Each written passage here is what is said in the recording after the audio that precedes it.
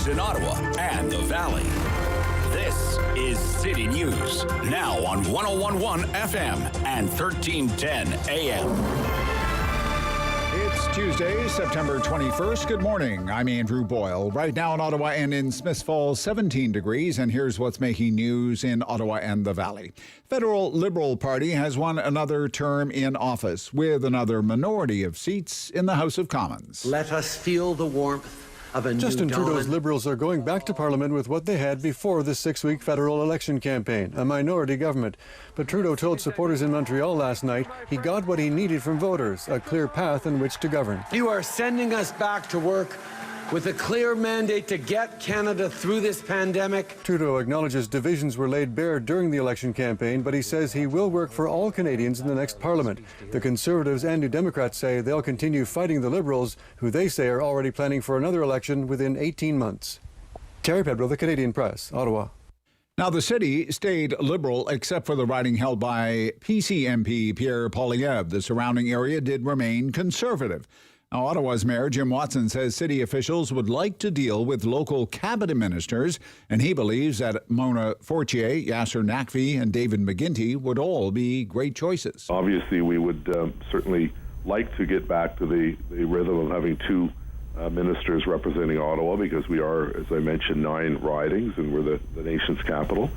At dissolution, Mona Fortier was an Associate Minister of Finance and Catherine McKenna was Minister of Infrastructure and Communities. She did not run in this election. City News Time, 9:01, and now your forecast with meteorologist Jill Taylor. Partly to mostly cloudy today, a gusty south wind, a rather muggy high, 25 degrees. Showers move in overnight, 17 for the low, and tomorrow, the start of autumn, 3:21 in the afternoon.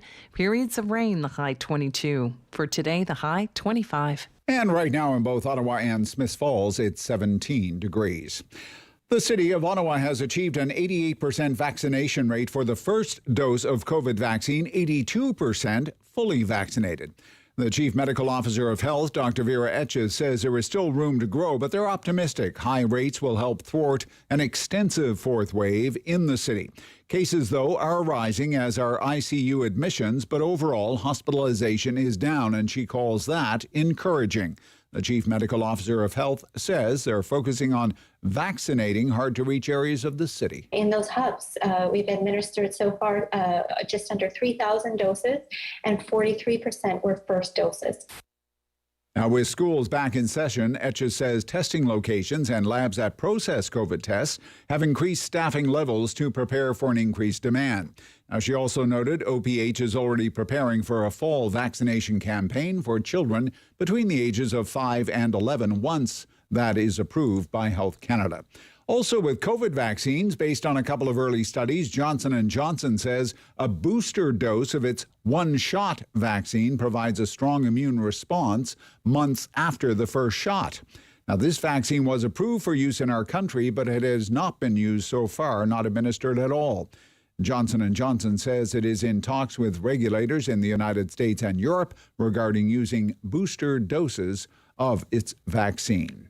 The American president is set to address the UN General Assembly this morning. President Biden today with one of his biggest opportunities to detail to the world his foreign policy agenda and priorities. The president at the United Nations General Assembly will emphasize reestablishing American alliances, signaling a shift from the America First agenda of the Trump administration. Mr. Biden's trip to New York comes amid new tensions with France over a recent U.S., UK, Australia submarine deal that left France on the sidelines and out tens of billions of dollars. White House officials say even as the president focuses on renewing ties to allies, that doesn't mean there won't be disagreements. Karen Travers, ABC News, Washington. And I'm Andrew Boyle. For News Anytime, follow up online at ottawa.citynews.ca.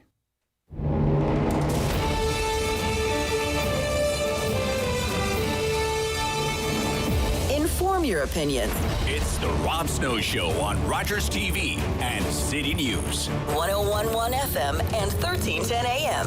I challenge the Prime Minister to put the unity of this country and the well-being of its people first.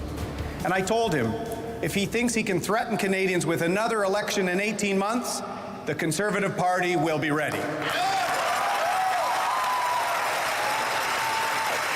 And whenever that day comes, I will be ready to lead Canada's Conservatives to victory. Thank you, Canada. Let's get to work. My mom always taught me as I was a kid. She always said that we are all one. And it is so true. We are connected. When people around us are hurting, we're also hurting. But when we take care of one another, when we support one another, when we lift each other up, we all rise. That's what you can be sure of. New Democrats will fight to take care of all Canadians so that together we all rise.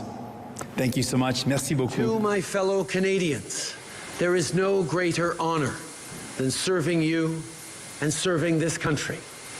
If you voted for our party, thank you. Thank you for putting your trust in our team to keep moving forward for everyone.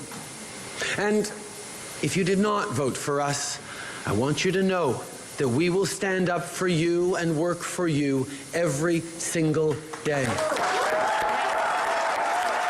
Oh, the thrill of victory, the agony of defeat, and more of the same old, same old. Good morning. Welcome to the Rob Snow Show on City News. And if you're anything like me, you're a little sleep deprived, running on adrenaline this morning. But that's pretty much it for Election 44. And while it's not the only story that we'll be covering this morning, I mean, it's the big one, right? 36 days, $600 million plus, and it looks as though it's going to be meet the new government, same as the old government.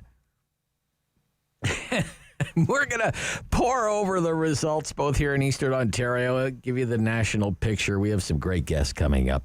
Every Tuesday morning, we're joined by the professor, the poor professor from the glebe, Ian Lee, Carleton University.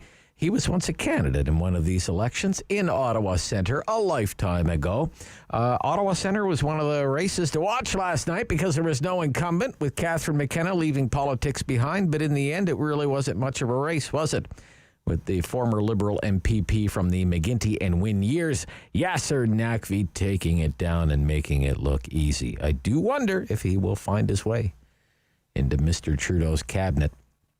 Anyway, long-time listeners, you know what it's like when the professor is on the show. You just kind of wind him up and let him go. And I know he'll have lots to say about the way things turned out last night. Also on the show this morning, syndicated columnist Michael Taube, another one of our weekly contributors. He's very much of the conservative persuasion. He is a former speechwriter for a guy named Stephen Harper. And we're going to get we're really going to go deep into the performance of the Conservatives coming out of this election. I mean, let's face it, for a few weeks there, I mean, for the Conservatives, it looked like it was there for the taking, didn't it, ladies and gentlemen? The Liberals did not have a good start to the campaign. The fall of Afghanistan to the Taliban, the failed evacuation efforts, stranding so many Afghan allies, kneecapped the Liberal campaign. Their early attempts at wedge politics, it didn't land as easily on O'Toole as it did on Scheer. And like I said, the Conservatives, for a brief moment in time, looked like they might actually be able to make the case for forming, at the very least, a minority government. But in the end, they could not seal the deal with enough Canadians, specifically enough Canadian voters in Eastern Canada. The Conservatives, they became all bogged down in the gun control issue.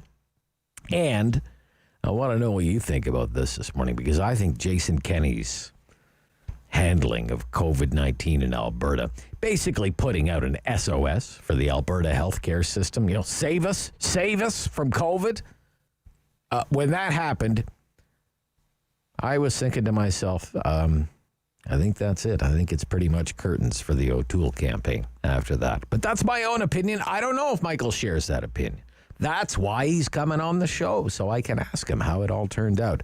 And as well this morning, Tim Powers, longtime political commentator, vice chair at Summa Strategies, more on the right side of things as well. I see a theme here. We'll get his take on the last 36 days, which has a lot of people wondering, what was it all about? Why did we even bother? I mean, it really is a case of meet the new parliament, pretty much the same as the old parliament, right? I have like the CPAC. I have CPAC on here in the studio. And as of this morning, it says Liberals 158, Conservatives 119, Bloc 34, NDP 25, Greens 2, as of this morning. Okay?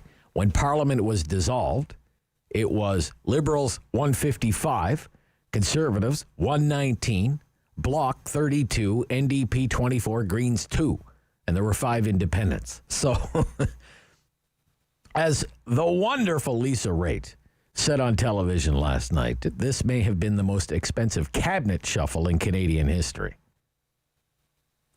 36 days, $600 million have basically moved a few chairs around. I'll tell you what. Not that I really weep for them, but if I was one of the defeated Liberals last night, who are part of the big 2015 Trudeau majority win, I wouldn't be too pleased with the Prime Minister right now, the timing of the election call. Blacklock's reporter, love you guys, is reporting this morning that 3 defeated Liberal cabinet ministers will miss by mere days, the deadline to qualify for a parliamentary pension averaging $71,000 a year. By mere days.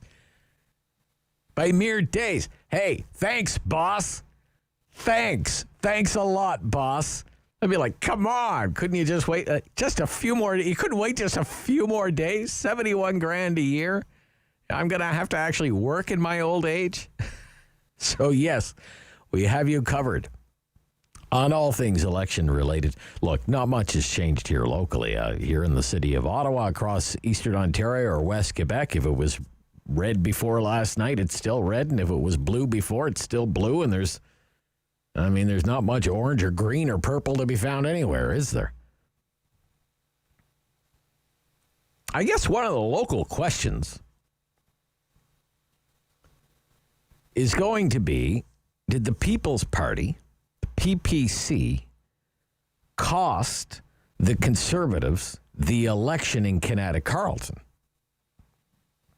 Okay. I mean, we'll never know, right? But speculation is fun. And congratulations to Jenna Sutz, city councillor who took an unpaid leave to run for the Liberals. Elections Canada, looked it up this morning, but a half an hour ago. 99.1% of polls reporting Jenna Sutz leads Jennifer McAndrew, Conservative candidate, by about 1,300 votes, 1,324 votes.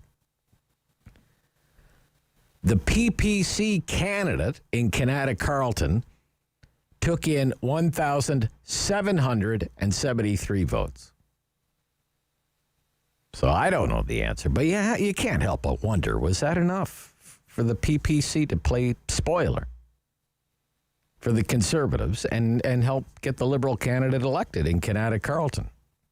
Maybe you have some thoughts on that or anything else that has to do with this $600 million exercise in democracy. If you do, I would love to hear from you this morning. That's why we set an entire hour aside just for you and your phone calls and your opinions. We call it the Talkback Hour, hottest hour of talk radio in town, and a federal election is always a big deal. I imagine you must have some thoughts on it. 750-1310 is our call-in line. We do that every morning between 10 and 11 o'clock. I certainly have some questions that I want to ask you about, kind of, some of the finer points of the election. I want to ask you about the future of Aaron O'Toole. Does he have a future as the leader of this party? He certainly seemed, as you heard from David's clip off the top, he certainly made the appeal for that last night, that he wants to live to fight another election. Does he deserve that chance, given the results delivered last night? What do you say, cheerleaders of the blue team? Like the leader before him, who did not survive, O'Toole led this party and got the most votes, won the popular vote, but still comes out a loser in the end.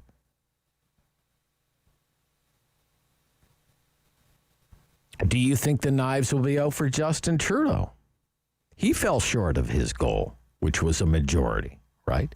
He called this election with a rampaging fourth wave, thought he had the winning conditions for a majority government. Instead, the voters will send his Liberals back to Ottawa, pretty much with what they left with, a minority parliament beholden to the NDP. He wins, but with barely 32% of the vote. So is the clock ticking on his leadership now? Will some ambitious Liberals with names like Freeland or Carney start organizing and start making their own appeals? Hey, maybe we're better off without this guy named Trudeau. Or does Mr. Trudeau like his father before him take his own walk in the snow? Yeah, it's the post-election post-mortem. It's fun to speculate. We'll be doing a lot of that this morning, but it's not the only story we're covering. City Councillor Keith Egli coming right up. Chair of the Ottawa Board of Health meeting yesterday. Lasted about 4 hours. We'll review what came out of that. Vaccine certificate program comes into effect across Ontario tomorrow. We'll get the view of the local business community. And light rail in Ottawa. Guess what? It's a mess. We'll bring you the latest on when people might be able to take the train again. The way things are going, there could be frost on the pumpkin. This is the Rob Snow Show on City News.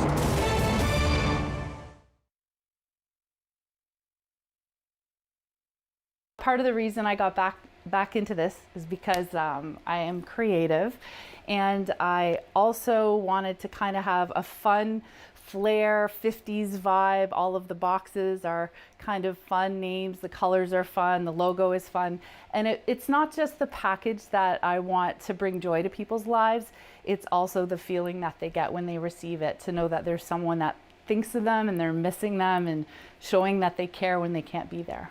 The smallest of the subscription boxes is the red box, the classical box. So you would get 5 to 7 items from the variety of categories. Those do change quarterly. However, with items that are more popular, we'll bring them back as people ask for them, or you could get them as an add-on option.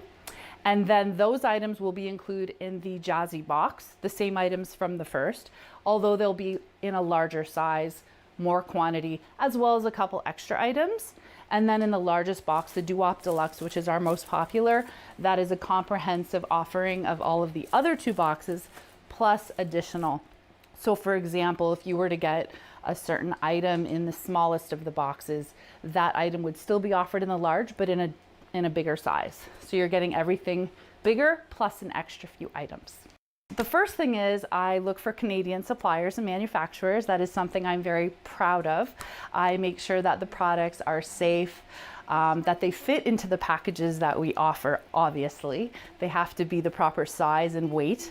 I have approximately 300 items that we have so far that we can order that basically help make people's lives easier. There's snacks, there's self-care items, there's entertainment, a little bit of everything. And basically I try it and test it, and if it's duly approved, then I include it in our packages. So some of the categories that we have is we offer treats, which is of course everyone likes treats, no matter how old you are. So we have things like nuts, chocolates, different types of snacks, maybe a handmade piece of jewelry. We also include pieces of jewelry as well, occasionally. We also have our pamper items. So your pamper items would include things like your bath soaks, your specialty lotions, things like that. 2 other categories we offer are leisure. Leisure would include things such as puzzles, adult coloring books, paint by numbers, crosswords, word find, Sudoku, if that's how you say it. And we also have items for self-care and health. So masks, sanitizers, sanitizing wipes, they're all natural, non-drying, made with natural ingredients. So they're very good for everyone, especially in this time that we're dealing with.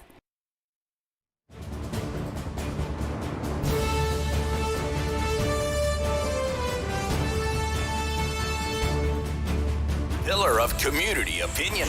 The Rob Snow Show returns On Rogers TV and City News. 101.1 FM And 1310 AM. City Councillor Keith Egli is back on the Rob Snow Show on City News, chair of the Ottawa Board of Health. Good morning. Good morning, Rob. How are you? I'm great. Thank you for taking the time. There was a meeting yesterday of the Board of Health, and from what I understand, a lot of time was spent on public health's strategic plan for mental health and substance use. So tell us about some of the major components of this strategic plan. Yeah, so this is something that the public health team has been working on for some time, and became especially important as COVID shone a light on how much we're all struggling in one way or another. And so this was a very sort of robust and substantive report carrying a significant number of recommendations that the board endorsed to bring forward to our provincial and federal counterparts in terms of things that we believe are important to the mental health of the community in Ottawa, and that need more focus and frankly more funding and changes in policy at the upper levels of government. So the report covers everything from assistance for new mothers, new families as they deal with that, and providing mental health supports for young families and mothers, to a focus on how we view alcohol in our community, and whether we need to look at how that is put forward and advertised. Well, what does the report say about how we view alcohol in the community? Well, I've read Ottawa Public Health. I'm sorry, Councillor. I've read Ottawa Public Health reports in the past. I mean, the most abused drug in the city is alcohol. It is. That Ottawa has a drinking problem. And well, I'm not saying necessarily there's a drinking problem, but it is certainly an issue. And part of what we wanted to talk about was how it is advertised, how it's made available, and discussions around that the province and the federal government could assist with. Okay. We also talked about the overdose crisis and how we need more support there. We need to enhance safe supply in the city. We need to make places where people can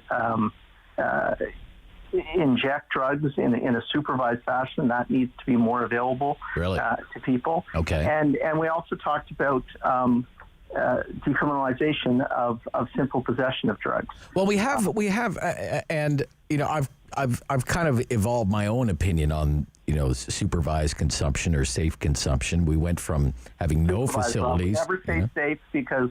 Well, supervised. Okay, let's use that term. Supervised, whatever. You know, we've had a raging debate in the city about those facilities for years and years and years. I don't know if a lot of people are as dug in as they used to be. We used to have none. Now we have at least 4. How many should there be? And should they all be in one part of the city, as they pretty much are now? Yeah, so I think the public has changed considerably in terms of their view of them, and people are seeing that substance use is a health issue. It's a medical issue, and we have to work towards, you know, limiting and stopping the stigmatization of people who use drugs. These are people that need health supports. And one of the ways to do that is to have a clean, safe supply, to have a supervised place where they can be injected, and also supports built in for people so that they can get treatment, and they can focus on you know, dealing with the everyday things that everybody else does, putting food on your table, having a roof over your head. Right. So it's a big puzzle with a lot of parts to it, and you know. A supervisor. Yeah, I guess though. I guess what I wonder. I guess. Oh, sorry, Councillor. It's the whole answer. It's part of the puzzle. Yeah. I guess what I wonder is, one thing to have a supervised consumption site, say on Clarence Street in the market. I wonder how it would go over on, a street in your ward, in Nepean, for example. Well, there's a need right across the city. I can tell you that Ottawa Public Health has a van that goes around on call, and I can tell you it's been to every ward in the city. Really? Okay. It's not a problem that's just downtown. It's not a problem that's just in the market. It's a problem across the city, and we have to recognize that. But as I say, that's only one of the pieces, Rob. We have to make all sorts of other things available to people. We have to have places where they can get easy access to treatment. We have to make it easier for them to find a place to put a roof over their head. There's a lot of pieces to it, right. but supervised sites and safe supply and decriminalization for personal use, those are all... Yeah, I want to ask you about this. I'm just going to read right from, this is from the agenda for the meeting. Permit the simple... You're going to write to the Federal Minister of Health. Correct. Permit the simple possession of drugs for personal use under the Controlled Drugs and Substances Act based on meaningful engagement with key stakeholders, including people with living experience during each stage of planning, implementation, and evaluation. Is that the city's opinion now, that there should be basically the decriminalization of all illegal drugs? Or? It's certainly public health position, okay. And I can tell you one of our delegates last night was Police Chief Slowey, and he had a deputy inspector with him as well, and that question was put to them where the OPS stood on this, and they indicated that essentially at this point in time they do not arrest and charge people for simple possession in most circumstances, okay. And that they were supportive of moving to a decriminalization model. Interesting. Okay. We only have a minute or two left here. I have to ask you about a couple of other things. It appears as though Councillor Sudds it's not official yet, but may have won the election in Canada Carleton for the Liberals and will be leaving council to become a member of Parliament. How should she be replaced? What's your preference? Well, first of all, I'd like to say, I'm going to miss her. I think she was a valuable council member and a reasonable voice around the table. I think we should probably look at some sort of an appointment or replacement rather than going to the trouble of a whole other election. As you know, Rob, we're going to have our own election about a year from now. The vote is about a year from now, but the election starts much sooner than that as people register and move forward to campaign. So to me, it doesn't make a lot of sense to have an expensive by-election for essentially what will be a year, maybe even less than that, for the person to be in office. A question will be, and we'll look to the clerk's office for advice on this, how to do a transparent and impartial approach to an appointment. Okay. And what should be done about light rail, given it sounds like it's going to be out of commission for a few weeks? Well, in the interim, as Mr. Manconi said yesterday, the R1 system is up and running, and buses will be there to replace the service, and people will be back on the buses as they were before. There are capacity concerns right now, as I'm sure you're aware. There are for sure. We do need to get to the bottom of this, and emotional. I don't sit on transit, but emotion was passed yesterday at transit, saying that a review needs to be done and find out how we can get the train safely back on the tracks. Steve Kanellakis was there, the city manager. He spoke to it as well. It's obviously a priority. They want to get to the bottom of it, get it fixed, and get it back online. And as Mr. Manconi said, at this point in time, we have to be asking the manufacturer also a lot of tough questions and get them to fix the product that they promised us. Okay. Thank you, Councillor. Very generous with your time. Greatly appreciated. No problem at all. Thanks, Rob. Bye-bye. Bye-bye. Councillor Keith Egli is chair of the Ottawa Board of Health. Professor Ian Lee from Carleton University joins me right after the news on City News.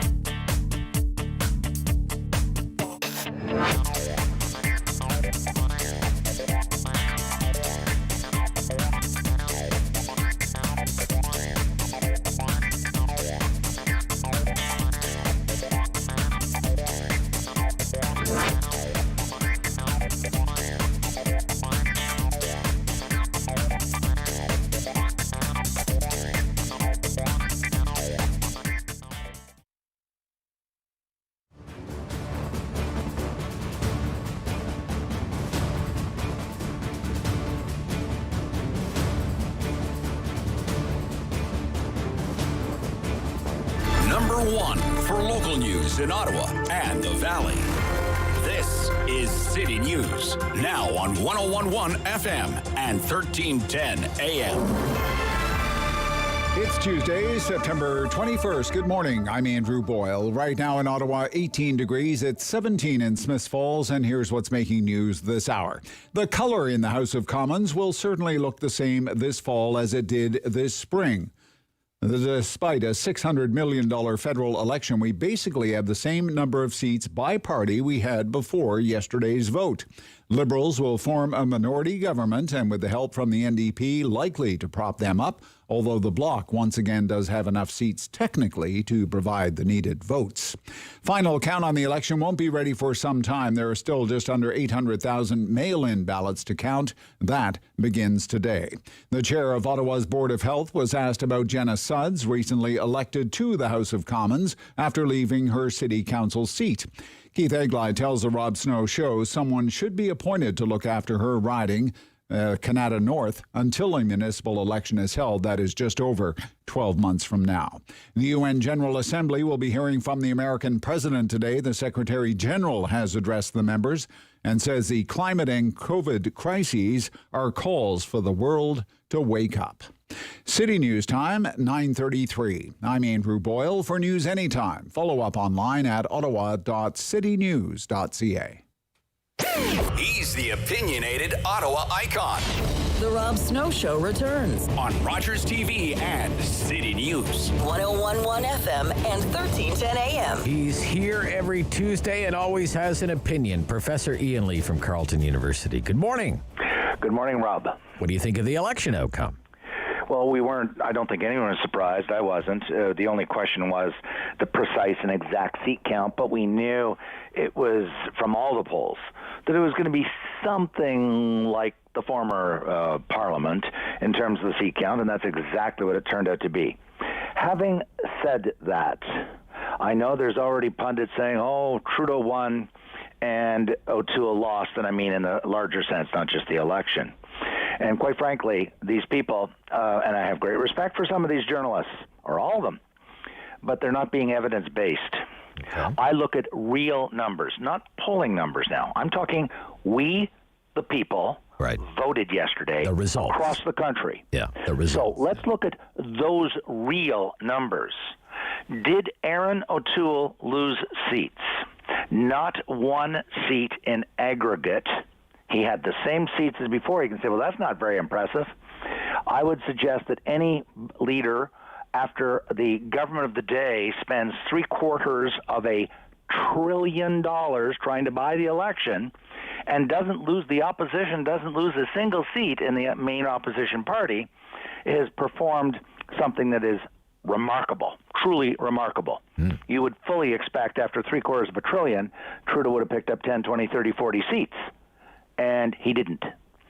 More importantly, the popular vote, CTV reported this. Now, the final numbers aren't in because of the mail-in votes. I realize that. But right now, it appears, the data shows, that the Conservatives and O'Toole got roughly 1.5 or maybe even 2 percentage points more than Justin Trudeau.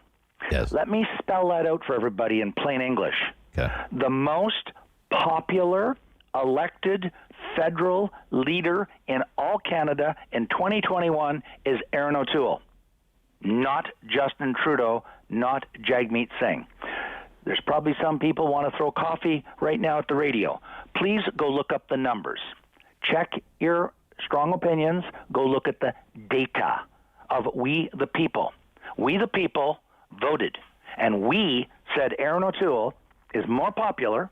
More of us voted for Aaron O'Toole across our land than voted for Justin Trudeau.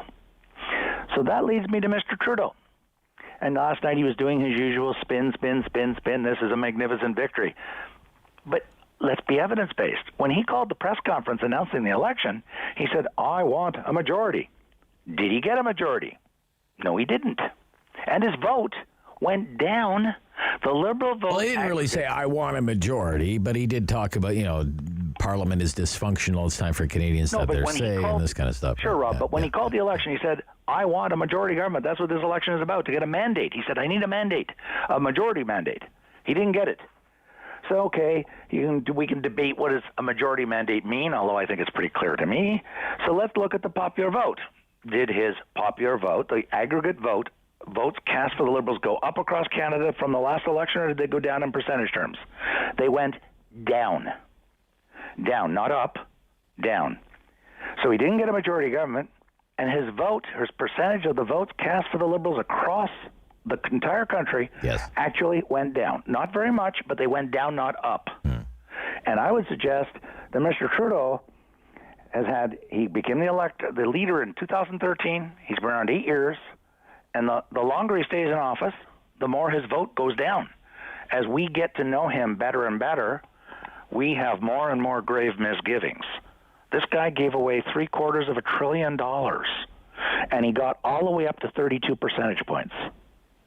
Now, I think most people fairly, even if you love Justin Trudeau, would say if you gave away $750 billion, roughly $750 billion in the last year and a half, you should be getting a percentage of the vote, 50%, 60, 70%, like a landslide. Come on now. 50% maybe would be a Mulrooney-like landslide, but I don't even know if we'll ever see that again. Okay, yeah, I understand that. So you think Aaron O'Toole's the winner from last night, even though he's the loser, and Justin Trudeau is the loser, even though he's the winner?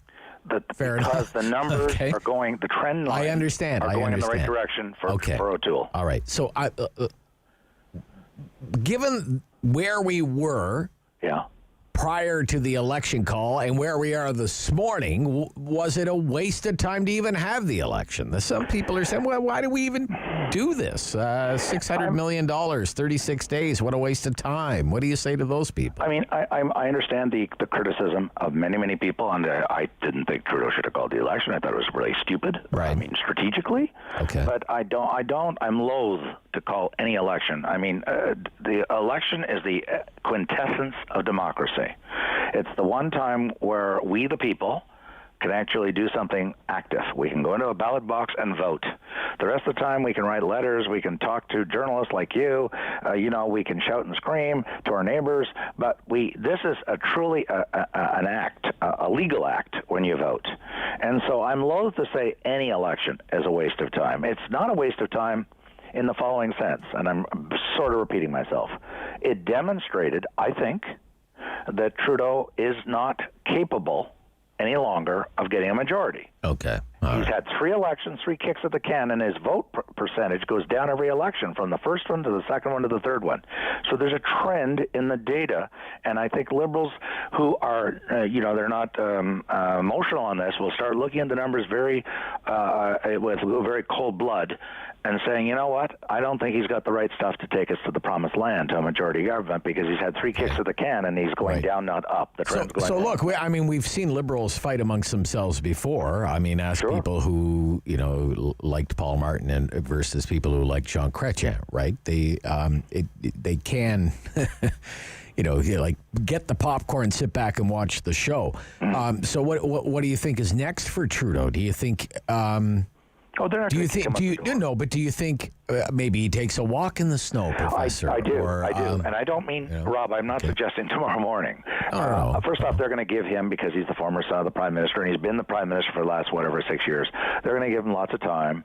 But I will not be shocked if by the next election, whenever it may be, Right. There's a new leader. Because as more and more people whisper in his ear and they start crunching the numbers, there's going to be people out there right now who deny the numbers. But you can't deny arithmetic, and you can't deny the empirical data collected by Elections Canada. I did look it up. His percentage of the vote has declined. Now, not precipitously, but the point is, usually the longer you stay in office, the more they get to know you and trust you, and the more your vote goes up until you step on some horrible crisis. His vote has gone down. Three elections in a row. Yeah. His high point was 2015. Right. So I think the backroom boys and the people with the money bags, who donate money to parties, are going to look at that and say, he does not have the right stuff to take us over the top to go. He's got it's sort of like a tier 2 quarterback in the NFL. They can get you into the playoffs, but they can't get you into the Super Bowl and win the big one. Plus, there are other ambitious people. I'm sure there's already people in the back room saying, Freeland, Carney, these people. Right? Look at Chrystia Freeland. She doesn't have the baggage that Justin Trudeau has. She never did serial blackface for 15 years. Let's be clear. She's not privileged, born into extraordinary wealth and privilege. She's a distinguished individual in her own right. And came from the real world business where she had real experience, not teaching drama, and so I think she's been very thoughtful in all of her comments, and I think she's well regarded internationally. And there's going to be people looking at that, and they're starting to they're saying, oh my goodness, can you imagine if she was our leader? In terms of Carney, I'm going to go out on a limb. I know there's lots of people saying he's the savior. I don't think so, and I'll tell you why. Not so much the savior, but maybe like the next big thing. Well, that's what I mean, the savior, the next big thing. I don't think so. I think that it's not the last 5 years. The zeitgeist of our culture has changed so much when it comes to the sort of thing of leaders. And what's Carney's biggest baggage? Let's be very blunt. Rich, privileged, white male. Now, that's not in the job description these days for going to the top. I'm sorry, it's not. Right. And so Chrystia Freeland, aside from her obvious intelligence, she's a Rhodes Scholar, intelligence, education, and ability, she's a female. And they know she doesn't have any skeletons in her closet like Mr. Trudeau did.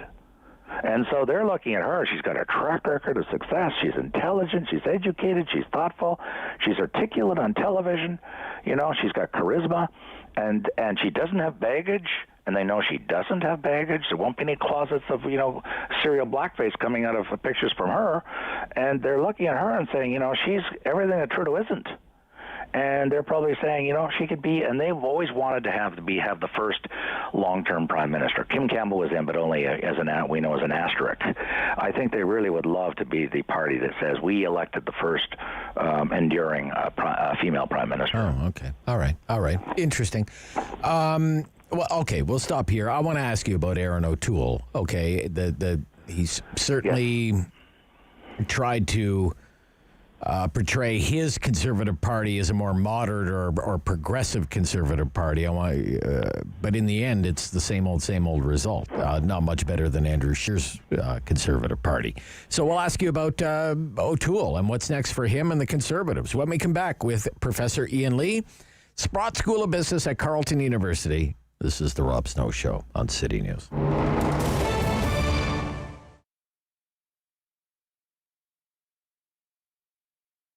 My name is Pamela Caillou. I'm a local artist. I'm Métis, and the heritage derives from Algonquin and Huron background. That comes from way, way back from the 1600s. I was trained in school classically, like we studied the masters like Picasso, Michelangelo, Van Gogh, and so you'd have to say it's quite different, my style. What I've done is taken the skills that were taught to me by traditional painting and incorporated that with the Indigenous heritage. My art pieces incorporated the energy and spirit of the Mother Earth in pretty much every single one of them, because I want people to realize, even though we might think we are the masters of the domain here on the planet, that is not the case. It's the Mother Earth that's providing a balance and and our causes to live and whatnot. And it's just to always see her and remember her and respect her. Well, I try to keep my style different because there are like a handful of Canadian artists that are really well known, like Norval Morrisseau and whatnot, but it's been done. So I kind of want to stay away from the pack, and that's what makes my artwork a little more unique. But at the same time, if you're looking at it, you do know it's Indigenous, and you do know it's the woodland style. I usually start by coming up with an idea, which would be, let's say, 4 days. Well, it depends what's inspiring me at the time. It could be a lot of trees, it could be water, it could be the medicine wheel. I would choose a subject and try to really incorporate what it is I want people to see from that. So then from there, I would have sketchbooks and I do little sketches of everything because the canvas is expensive. So you don't want to start something and have to throw it away. And then from there, I go on to the bigger piece on the canvas. Once I have on my sketches the direction I want to take my artwork in. I chose a lot of vibrant colors for the pieces because if somebody is willing to make the commitment to have my piece of work in their home, I would actually like them to come home after a long, hard day, and some days aren't so great, to look at something that's very joyful.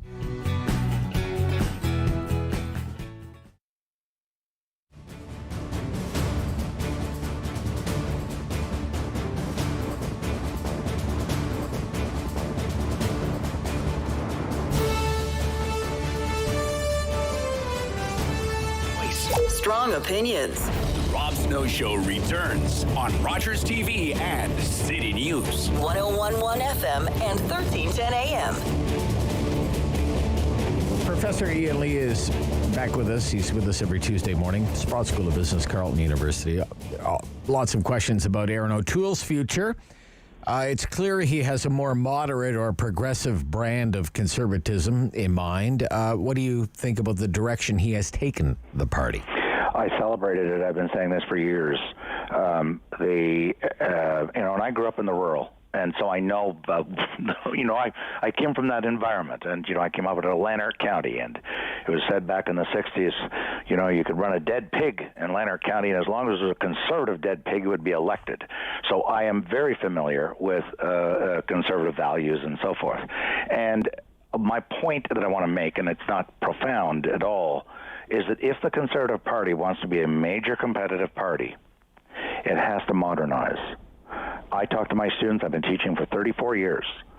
And on the issues that the Liberals went after them on, the wedge issues, guns and women's right to choose, just to name two, these issues are turning off voters. And he was absolutely right to bring the party to the middle. That's why he went up 2 percentage points, by the way, I believe.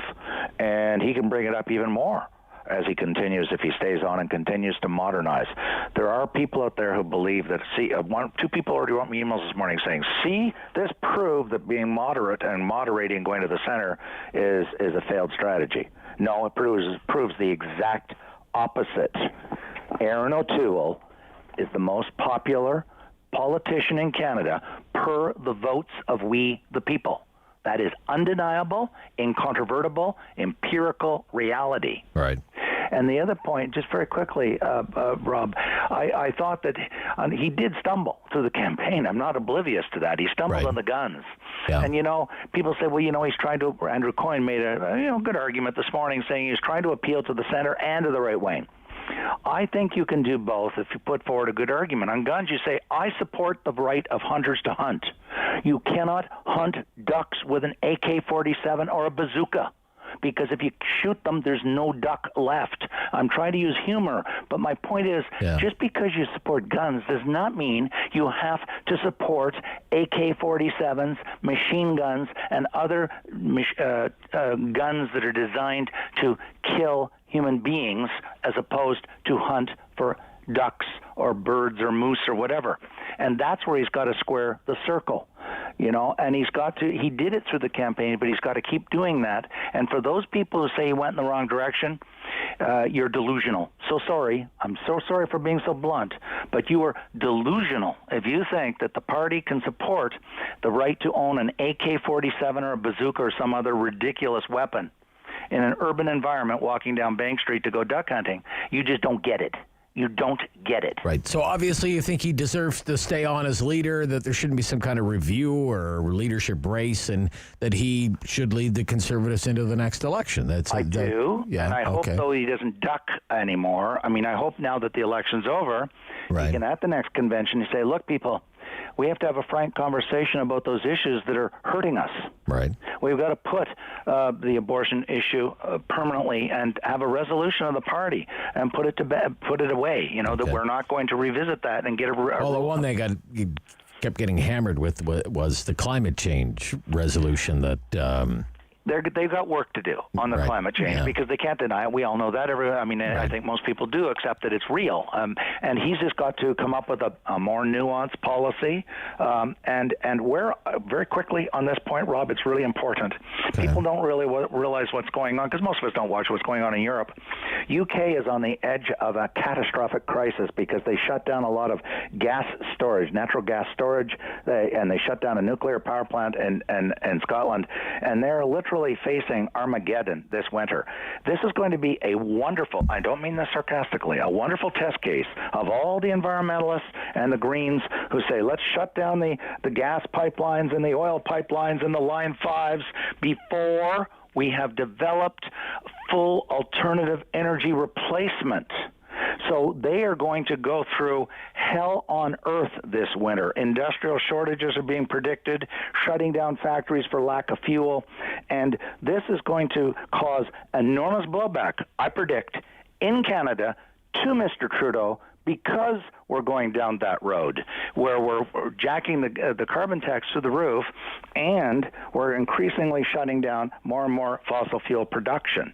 And we are going to walk into that same nightmare where we're going to have shortages of energy before we've developed the grid and rebuilt the grid. So this is an avenue, an opportunity for the Conservatives to start thinking about this, to develop a policy that's more moderate, but still takes us to a decarbonized future.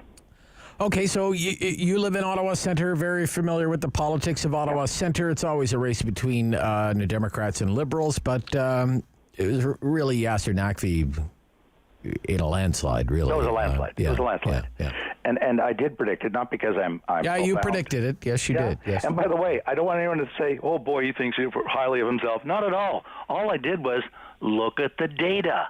I looked at Elections Canada, the actual winners from every election from 1867 until the present, and meaning Ottawa Centre and its predecessor ridings, because Elections Canada conveniently connects the riding to its predecessor riding to its predecessor riding all the way back. Yeah. And Ottawa Centre, or its predecessor ridings, has voted Liberal forever, with the exception of Paul Dewar. He was an enormous statistical fluke, an anomaly. Wonderful man. Yes. But a great, really a decent, very decent person. Yes, I knew his mother when she was the mayor. Very nice. But this riding is hardcore Liberal land. This is as hardcore as Vanier.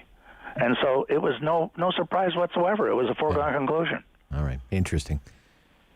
Yeah, it's just there is it's NDP provincially, and the councillors around there are also left wing. So anyway, it's just interesting that and it says a lot about Yasser Naqvi and the connections that he made when he being the MPP for 12 years certainly gives you a bit of an advantage. I want to make one more prediction, because it hasn't happened yet. I predict he will not get into the cabinet. He's not going to get into the cabinet. No, not because he doesn't. He was a cabinet minister. He was, I think, justice minister. Oh, he's Attorney General, yeah. But the zeitgeist is changing, and Mr. Trudeau's the Prime Minister, and he's going to appoint a female. It could be the former councillor from Canada, who's now the MP from Canada, or it could be the MP from Vanier, who's a former, I believe, law professor, if I'm not mixing looking it up. I think she's the former law prof from Ottawa U. So I predict that and Ottawa's entitled to one cabinet minister under that regional idea of cabinet making. Ottawa always has one cabinet minister, and I'm predicting it won't be him. Even though he's a decent person, centrist, decent, moderate person, I think Trudeau will go with a female from the Ottawa region. Okay, so very quickly, we have 2 minutes here. I want to ask you about a local issue. It looks like the light rail is down and out here for 3 weeks because of a busted bracket. The darn train came off the track this time, and it looked pretty severe in the images that you see. Lots of damage. There are a lot of questions. The maintenance contract is where RTM is really making a lot of money. Billions and billions of dollars over decades, right? That's true in this industry. Do you think it would make any sense to try and get out of that contract and bring it in-house? People will want an examination of that. In other words, get RTM out of this. It doesn't seem to be very good at it, first of all, and let city workers do it. I hope that never, ever happens. Oh, really? Okay. I'm being very honest. All right, a minute or less. And by the way, I'm not defending this company. Yeah. That's why we have a thing called competitive bidding. And companies do it all the time. Universities do it.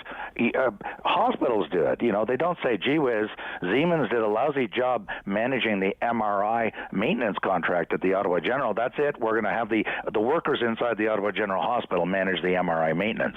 That's preposterous. They're not trained. Okay. These are very sophisticated technologies, very high tech.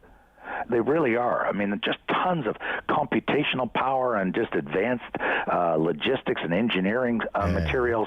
And so this probably calls for a reevaluation of the contract to see if there's been a breach of the contract that would allow the city to terminate the contract. I don't dispute that point. And then hire another contractor. And then go to a competitive bid and hire another contractor. Because believe me, in the mass transit market, there are some very, very large, some are European, some are American, and multi-billion-dollar companies with just loads and loads and loads of talent, with people with just, engineers from here to up the wazoo. And my point being, they have the competencies, the technology, the understanding of the technologies, right. And the idea that, no, I'm not putting down city staff. It's just that this is Well, I mean, it's not like we have wheels falling off of OC Transpo buses, and all of that is done by city workers, right, who work for OC Transpo. Much more mature technology. Buses have been around for a very, very long time. Also trains, but not these. These trains are very cutting edge. Well, whatever. They're not worth the money we spent on them, very clearly. Another company that has a better track record. And there are 5 or 6 out there, world-class companies that we should be looking at possibly. All right. Okay. Thank you.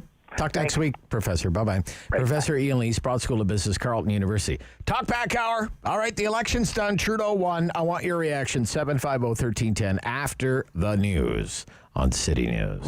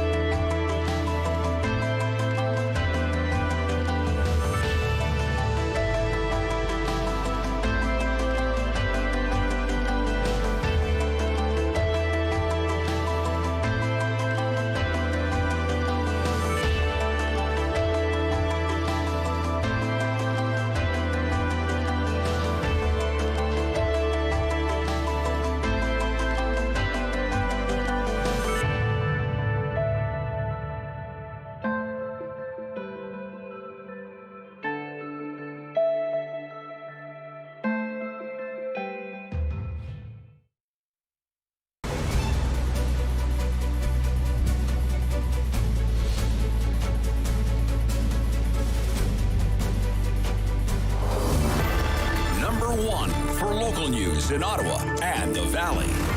This is City News, now on 101.1 FM and 1310 AM.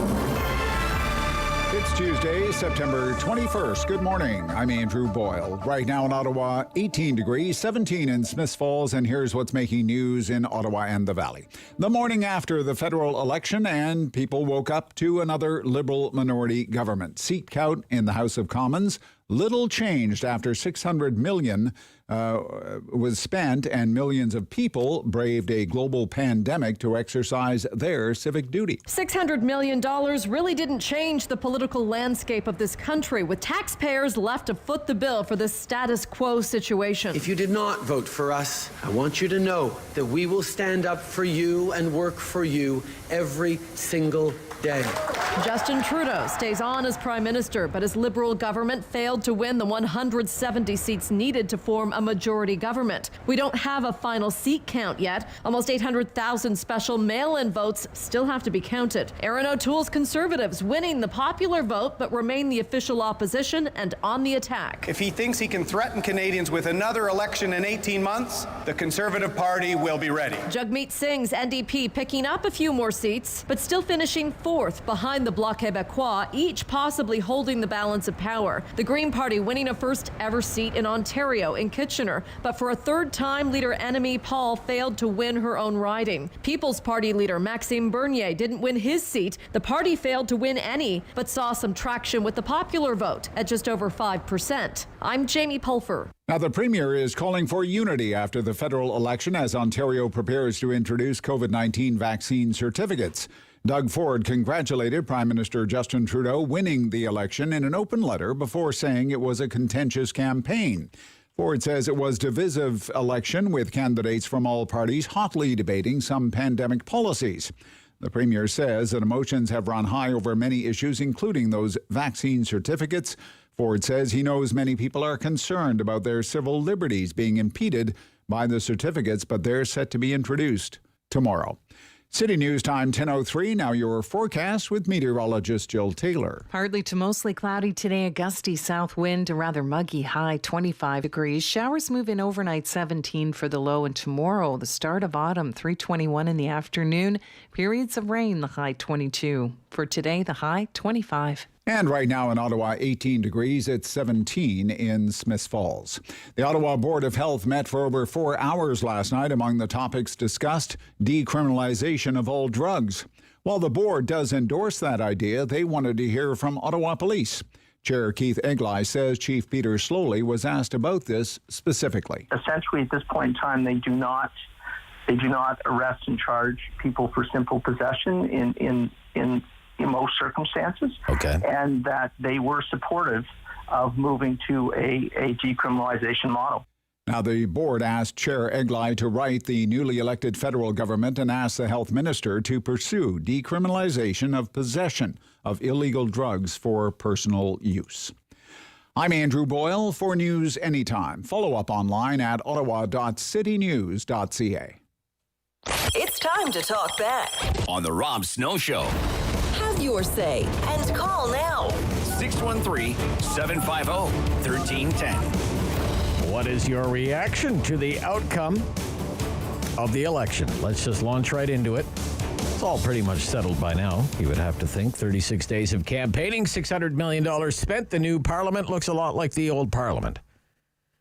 And I can understand if there are those of you out there who are thinking, why did we bother with this? I can totally appreciate that point of view. Call if you want. I'd love to hear from you. And call it what you want. Is, the election about nothing? The Seinfeld election is what I called it yesterday. I mean, really in Ottawa, especially here in the Ottawa area, not much has changed at all. Here in the Ottawa area, I mean, there are a couple of new faces, but, the parties are the same. Everyone held their ground. Ottawa is Liberal red.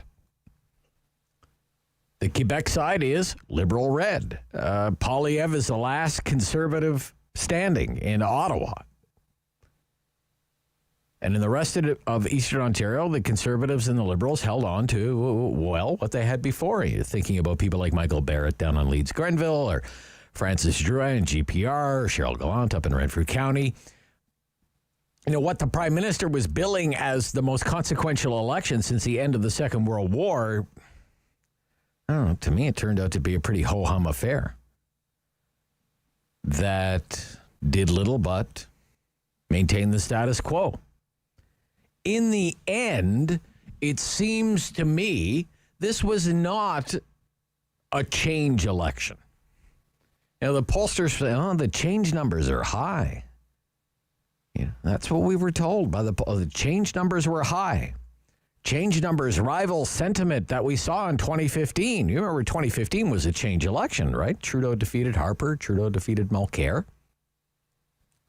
And I'm not picking on pollsters. I think it was actually a pretty good night for the pollsters all in all.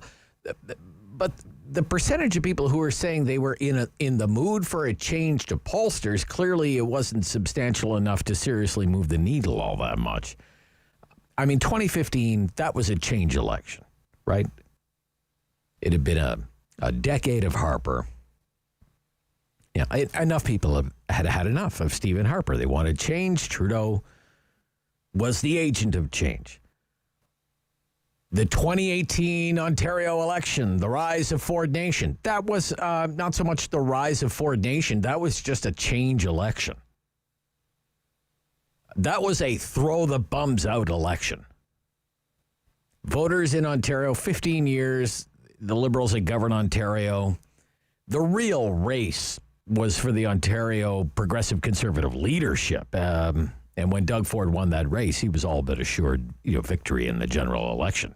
It won't be that easy for Doug Ford next year, believe you me. I think you could make the case that the most recent Nova Scotia election was a change election. Nova Scotia had been governed by the Liberals since 2013, long time. Stephen McNeil was actually hugely unpopular prior to the pandemic. And then he had a pandemic bounce when he said, stay the Blazes home. That gave him the pandemic bounce. Then he retired. Ian Rankin won the Liberal leadership there, but, inherited all the other Liberal problems. Crumbling healthcare system, for starters. And Nova Scotians were clearly in the mood for a change, and they went for the PCs for the first time in about 15 years or something. So all of this to say, Mr. Trudeau's been there 6 years. Liberals have held office for 6 years. And I guess you could make the case, given the results of this election, the Trudeau charm has yet to fully run its course. There's just enough of it that still endures. That the Liberals can form a government, pass some legislation, win an election, apparently, with barely 32% of the vote. Holy cow. But it's waning. No doubt about it. The numbers tell you support for Mr. Trudeau and his Liberal Party. Support is waning. 3 elections in, it's in decline. In that change election in 2015, Liberal Party wins 185 seats, wins almost 40% of the vote, 7 million votes cast for the Liberal Party. 4 years later, 2019, they drop 1 million votes. They lose 20 seats, and they fall to 33% of the vote, but they managed to maintain a minority government. And as of this morning, there's another 875,000 votes down for the Liberals across the country, but voting was down overall. The Liberals get 32% of the vote, but they still managed to hang on because of their persistent strength where it matters most in Ontario and Quebec. For the Conservatives, I understand it has to be frustrating. For the second election in a row, more people voted for the Conservative Party than any other party. Won the popular vote. They don't even get a sniff of power. They're stuck on the opposition side of the House again, and hope springs eternal, I guess, for the team in blue. And as for the New Democrats, nice guys finish 4th. Right? Enough of this. Jagmeet Singh is such a nice guy. Yeah, such a nice guy. Such a nice guy. Great TikTok videos. Yeah, and also 24 seats. Okay? This is the party that, and I like Jagmeet Singh. I like him. But apparently, I'm like most Canadians. I like him, but I would never vote for him or his party. But, the party unceremoniously dumped Tom Mulcair after the 2015 election. Leadership race, Mr. Singh wins. He's had 2 kicks at the can now. He has not even come close to matching what Tom Mulcair delivered 6 years ago, let alone create any kind of buzz outside of TikTok that would ever challenge Jack Layton's Orange Wave. In 2011, party won 107 seats in 2011.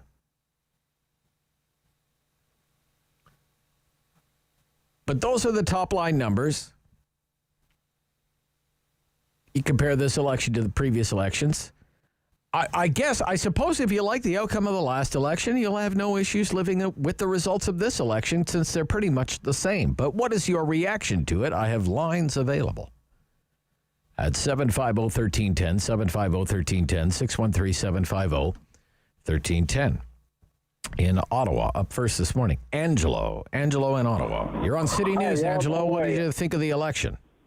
How are you, Rob? I'm good, Angelo. Holy cow, I haven't heard from you in a while. You remember me, huh? Oh, sure, I remember you. Yeah, Angelo from Nepean, right? You're in the Yes, sir. Yes, I used sir. to work. Well, I used to work for City Council. I'm not going to mention. Yeah. Sure. I remember. Yeah. Okay. So, what do you think? The Liberals. Yeah. Look, sad to say this, I used to be a Liberal because I used to like Bob Shirelli, and I used to work. Well, I still love Bob. I used to work for him, and I used to work on his campaign. The Liberals have gone way too far left on social policy, in my opinion, and they should be more center, like Aaron O'Toole. I respect the guy, Aaron O'Toole. I really like him. I think he's a good thing for the Conservative Party because he's not too far right, and he's not left, of course. He's center, which attracts the swing voters. And, that's what I wanted to say. I'm not happy with Trudeau. I'm sad that he's back in, but we got to be stuck with him for another, sadly, 2 years. All right. Thank you, Angelo. Thank you. Yep, good to hear from you. Mark in Ottawa South. Good morning, Mark. You're on City News. Your reaction to the election, Mark? I'm pleased with this result. You are, okay. Even though I don't like Justin Trudeau. Okay. He gained nothing. And he deserved to gain nothing after this cynical ploy of calling the election at this undesirable time. I didn't want him to lose power, though, because the fact is, whoever is Prime Minister of Canada during the next few years is going to have to do some very difficult things. They are going to be a prisoner of the deficit whether they want to or not, and they're going to have to make cuts and raise taxes in various forms. And if the Conservatives had won this election, then the Liberals would start a myth that these difficult measures are the wanton, cruel, insensitive acts of this government that we would not have done were we in their place. I do think there was one rather undeserved winner in this election, though, and that was Quebec, in the sense the double standard that what is denounced as a violation of the rights of religious and official language minorities outside Quebec is not to be denounced when done by the government of Quebec in that province. I refer specifically to the September 9th English language debate when Sachi Curl asked that question of Bloc Québécois leader Yves-François Blanchot. And then all three federal leaders, later on Trudeau, O'Toole, and Singh, were all calling for an apology. Yes, yeah. I mean, that shows it. I mean, that cast what is to be denounced as discrimination outside of Quebec, you denounce the denunciation. Yeah, I mean, I think one of the defining features of this federal election is the complete capitulation of all the Federalists to the Nationalists of Quebec. Well, just basic human rights defenders. All right. Thank you, Mark. Thank you. 750-1310, 750-1310. It's the day after the biggest show in the country. Election 44 is over and done with. Getting your reaction at 750-1310 on the Rob Snow Show. It's the Talkback Hour on City News.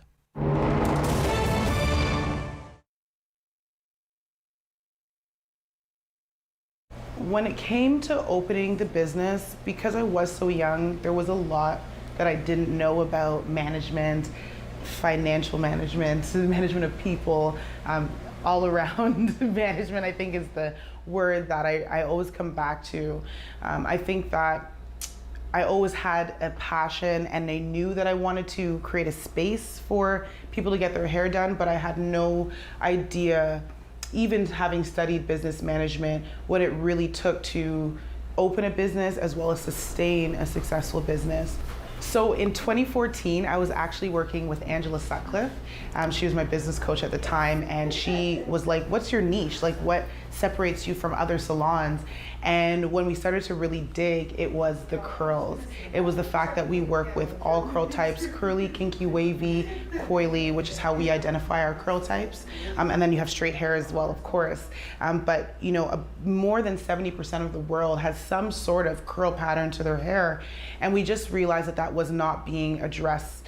It wasn't something we learned about in school. So I went to the States and I traveled all over to kind of gain the information that I have now to be able to share it with our clients and as well as with other stylists. So in March, when it came, I thought it was gonna last, a week, 2 weeks, I think it started off at 2 weeks. And I was like, cool, I have 2 weeks to just relax, that's fine. So I was actually in a position where I was not happy, so to say, but I was a little bit happy, to be honest, just because of what I was experiencing personally. Now, when that extension started to happen, it was not a great feeling. It was very uncomfortable not knowing how I was going to support myself financially. So I'm so excited about the Academy. It's something that I started, and I launched it during the pandemic. So I've been teaching for a number of years. I've been educating for a number of years. I educated at Algonquin. I've educated at Versailles Hair Academy.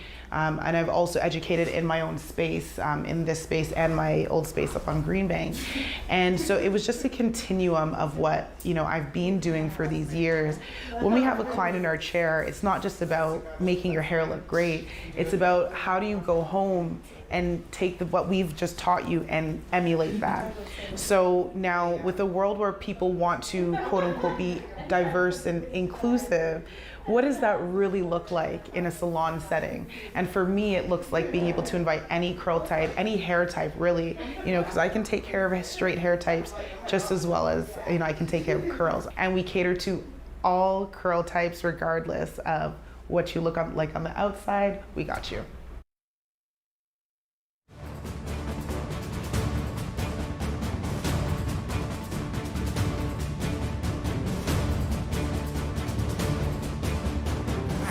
Hello. On the Rob Snow Show. The phone lines are open at 613-750-1310. Now, the Rob Snow Show continues. Yes, those phone lines are open. And they are available for your take on Election 44 at 750-1310, 750-1310. Yeah, your reaction to the outcome of the federal election. How would you describe your mood this morning? I'm running on adrenaline. I had maybe 2.5, 3 hours sleep last night. David, what time did you hit the sack last night there? Like 1 o'clock. 1 o'clock in the morning. Okay, so you were up at what time? So you got about five hours. So solid 5 hours, man. Solid 5 hours. That's probably like the rest of the country. I suspect productivity a little on the low side today for the average Canadian worker. Bring back the CERB for one day, will you? How would you describe your mood, though, this day, given these results? Are you happy? Are you sad? Are you pleased? Are you upset? Are you thrilled? Are you crying? Are they tears of joy? Or are you weeping in sadness? Are you in the fetal position in the corner of your bedroom right now? What about the leaders? What about the leaders? What should happen to Aaron O'Toole, for example? Okay. Should he get another shot? Should he stay on as leader? Okay, he lost. The Conservative Party lost. They couldn't close the deal. It looked for a while they could pull it off, but in the end, it was not to be.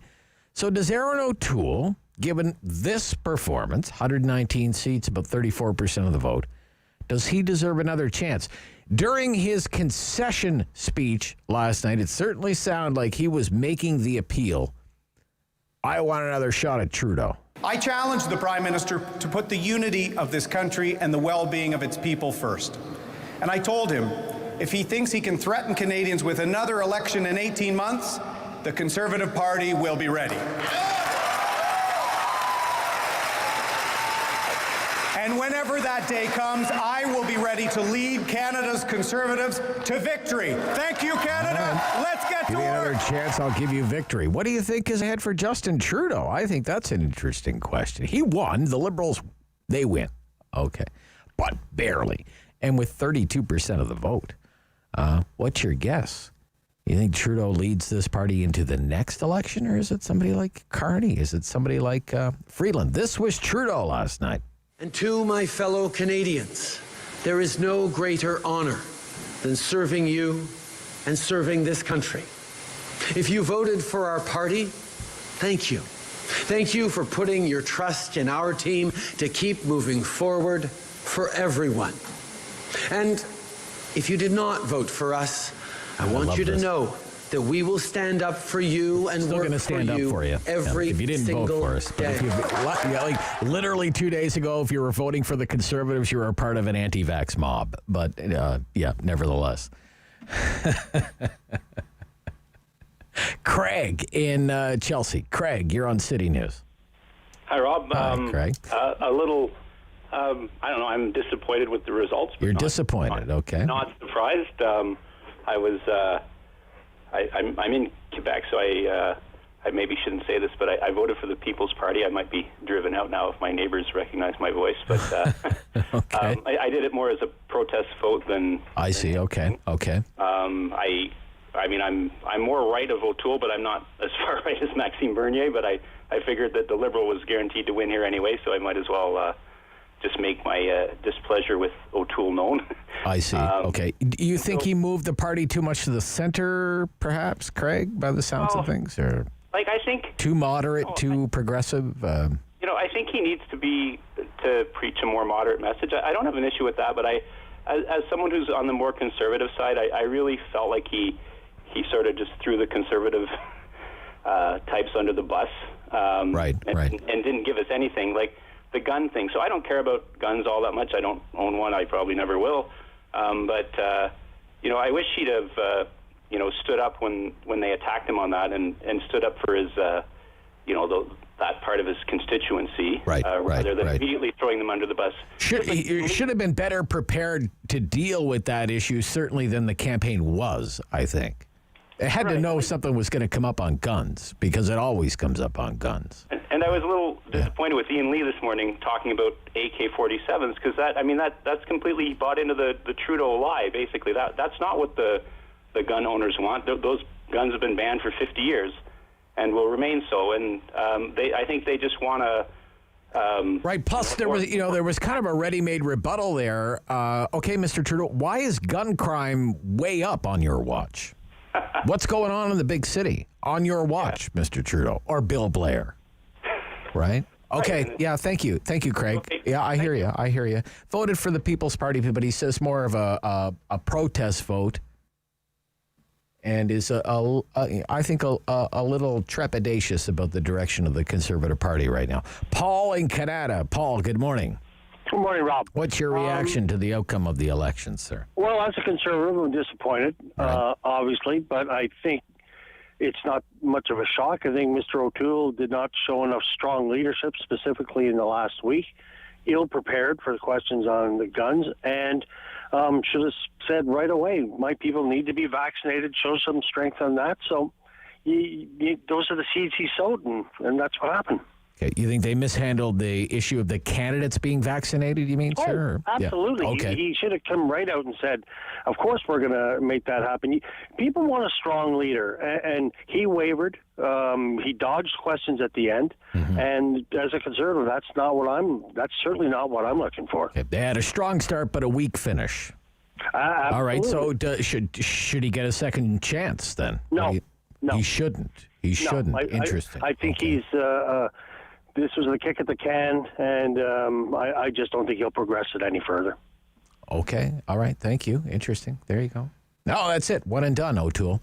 Ann, Ottawa. Ann, you're on City News. Your reaction to the election, please. Well, I guess I'm going to be wearing black for the next year, for the morning of the loss. You're in mourning. Okay. Oh, my Right. Lord. I didn't watch it because I always feel like I'm going to jinx a hockey game if I watch it. Right, Same okay. thing. But then I had to turn on the TV in the middle of the night, and I'm like, oh, my freaking goodness, you have to be kidding me.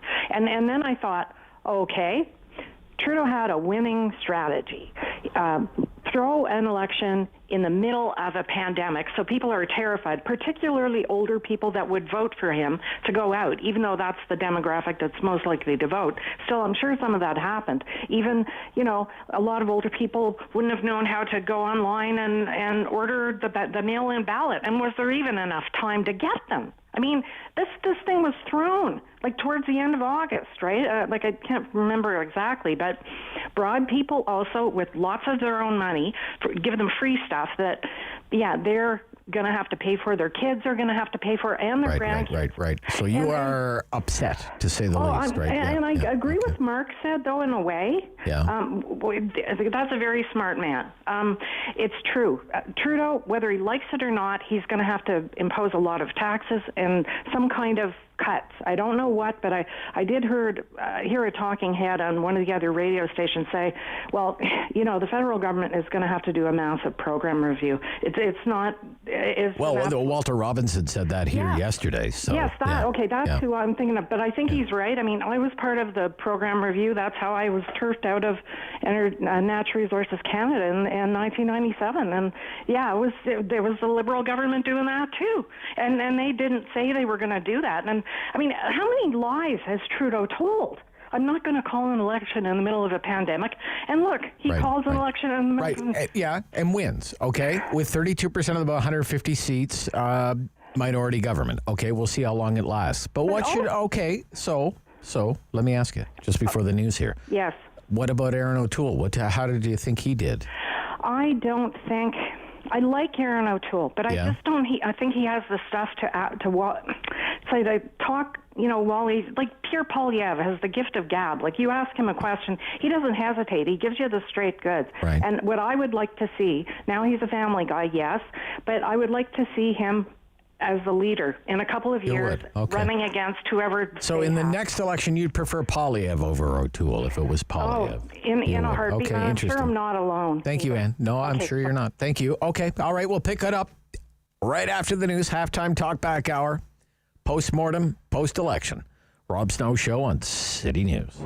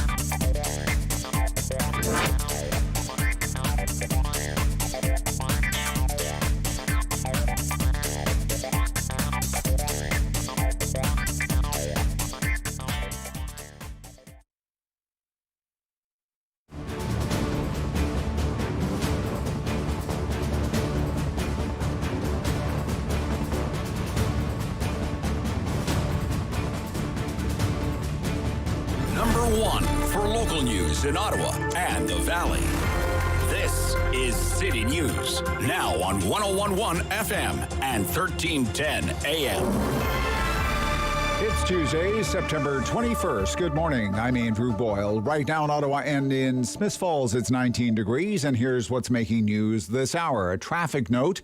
A 3-vehicle collision on the 417. This is near Saint Laurent. OPP, Ottawa Police, and Ottawa Fire all on the scene for that. We've been told so far only minor injuries have been reported, but you're asked to avoid the area if you can. Also, there is an ongoing investigation and crash cleanup on the 401 just eastbound at Morrisburg. The vote count will change with almost 800,000 mail-in ballots still to be counted starting today in the federal election. But the final seat tally likely won't move from the current count, which gives the Liberal Party another federal minority mandate. 158 seats at the current moment for the Liberals, still 12 short of a majority in the House of Commons. The Liberals, though, do have a couple of choices for parties to support them with votes when needed, either the NDP or the Bloc. Ottawa Board of Health endorses decriminalizing all drugs for personal use, and the police chief was invited to address that issue at a meeting last night. Chief Peter Slowly says he also endorses that idea, and a letter will be written to the federal government stressing the issue be examined. The province is reporting 574 new cases of COVID-19 and 8 more deaths today. Of the new cases, 58 are in Ottawa, 16 are in Eastern Ontario. There are 2 more in Leeds, Grenville, Lanark. No new cases today reported in Renfrew. City News Time, 10:33. I'm Andrew Boyle for News Anytime. Follow up online at ottawa.citynews.ca. It's time to talk back on the Rob Snow Show. Have your say and call now. 613-750-1310. What is your reaction to the outcome of the federal election? Are you a happy person this morning or a sad person this morning? What about the future of these political leaders? What should happen to Aaron O'Toole? He says he wants another shot at Trudeau, but does he deserve another shot at Trudeau? What do you think is ahead for Mr. Trudeau? Just barely won this thing, denied his coveted majority, 32% of the vote.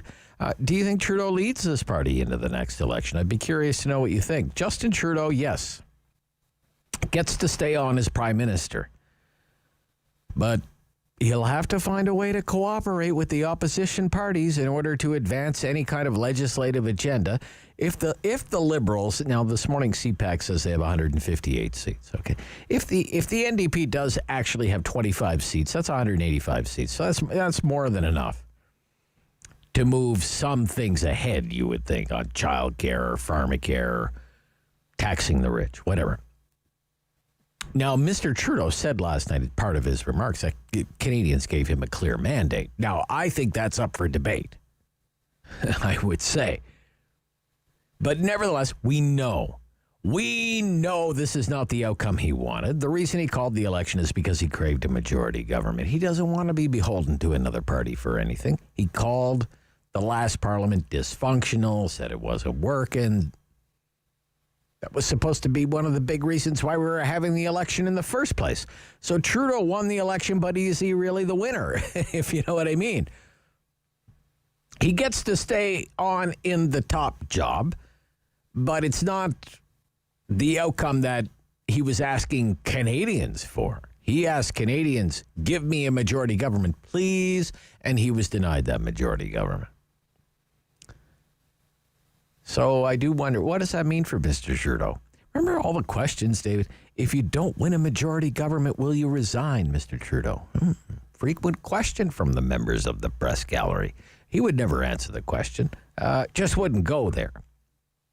My gut tells me he's not going anywhere anytime soon. It's a pretty sweet gig being the prime minister. I just wonder if other Liberals are going to begin thinking, maybe we could be better off without this guy. Get a fresh face in here. And maybe the knives will start coming out. There are ambitious people in the Liberal Party, just as there are ambitious politicians in all of the parties. But the Liberal Party in 6 years, under this leader, shed 2 million votes, down 24 seats, down in the popular vote in the last 6 years by 7 points or so. I do wonder, I'd like to get your sense of it. Do you think Mr. Trudeau sticks around to lead this party into the next election, whether that's in 18 months, 24 months, 4 years from now?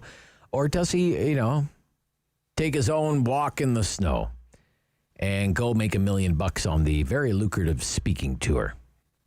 Maybe he has a sock catalog or something. I don't know. Does he make way for a leadership race that includes names like Chrystia Freeland, Mark Carney? It's going to be interesting to watch just the Liberal Party dynamics, I think, in the next year and a half and how that breaks out, so to speak. You could consider it some kind of smackdown, right, for Mr. Trudeau. He was supposed to have the winning conditions, had a comfortable lead in the polls.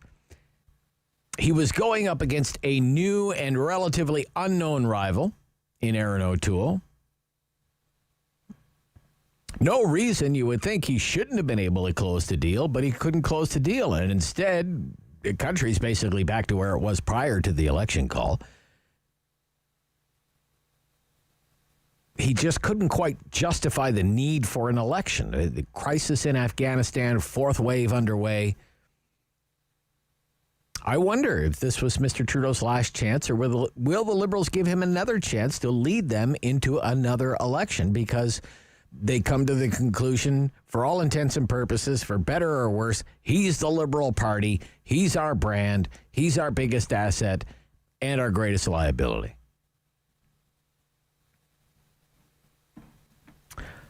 Vince in Nepean, a wonderful place to be in. Vince. Hi, Rob. What do you think of the election, sir? I'm pretty pleased with it, to tell you the truth. And I'll tell you, it didn't matter to me who got in, as long as it's a minority. Okay. I did not want a majority government by any of the parties. Right, okay. And here's my assessment of the parties. The NDP are too far left. The CCP are too far right. The Québécois, well, we don't vote for them. Okay, so now we got the PCs don't know where to stand, whether they're center or whether they're right.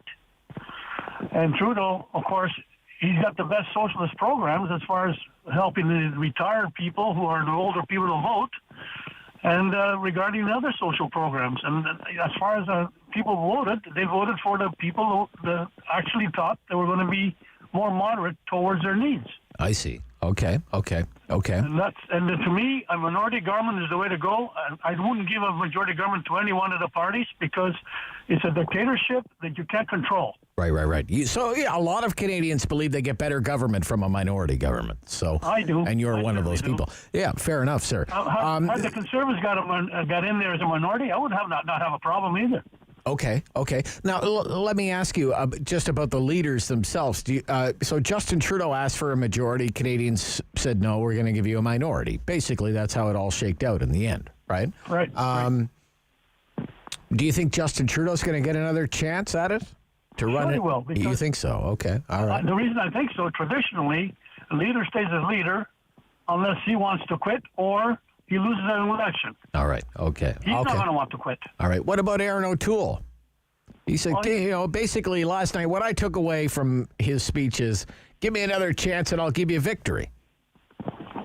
Well, that's up to the party. I don't know whether he's the person for them, but I don't know how this party thinks. They shift all over the place. Well, it was certainly a big shift under O'Toole. Certainly a big shift under O'Toole. No question about it, sir.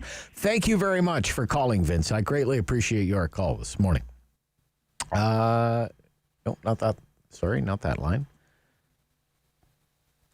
I want to take line 4 here, David, so you'll have to fix that for me. It's in Almont. Matthew, you're on City News. Matthew. Hey, Rob. Hey, Matthew. So that was expensive and pointless. Okay. I guess, ray of sunshine is that the Liberals only got a minority, so I suppose, accountability, maybe find out what happened to that lab in Winnipeg. Maybe that we can find something out. I think, and O'Toole, I think he should stay on. Should stay on. Okay. Yep.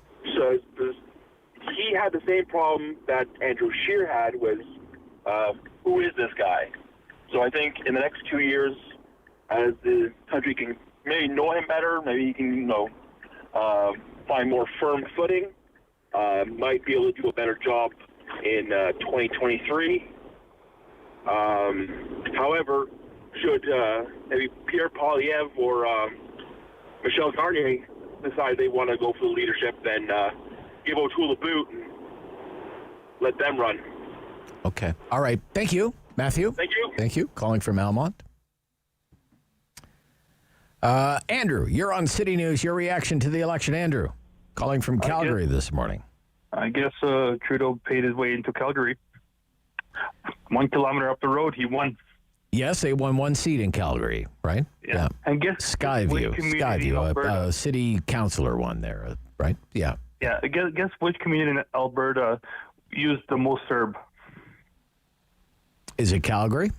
Calgary, Skyview. Okay. Calgary Skyview, that riding. Okay. That riding where he won, when they did the numbers, they used the most CERB out of all of Alberta. Oh, really? Okay. Yes. Well, as I understand it, though, he's a pretty popular. He was a pretty popular councillor, though, as I understand it. If you would understand the area, you would understand what he won there. But okay. Do you think that? They say he's going to be a cabinet minister. I read in the paper today he's going to be a cabinet minister. They have no choice because they need. They want to show that they care about Alberta when they really don't. But do you think the two Michaels got the news yet? I don't know, sir. Don't know. Because that's who lost right now. The two Michaels will spend another 2 years in prison because our Justin Trudeau admires the basic dictatorship of China. Right. Okay, Andrew. Thank you.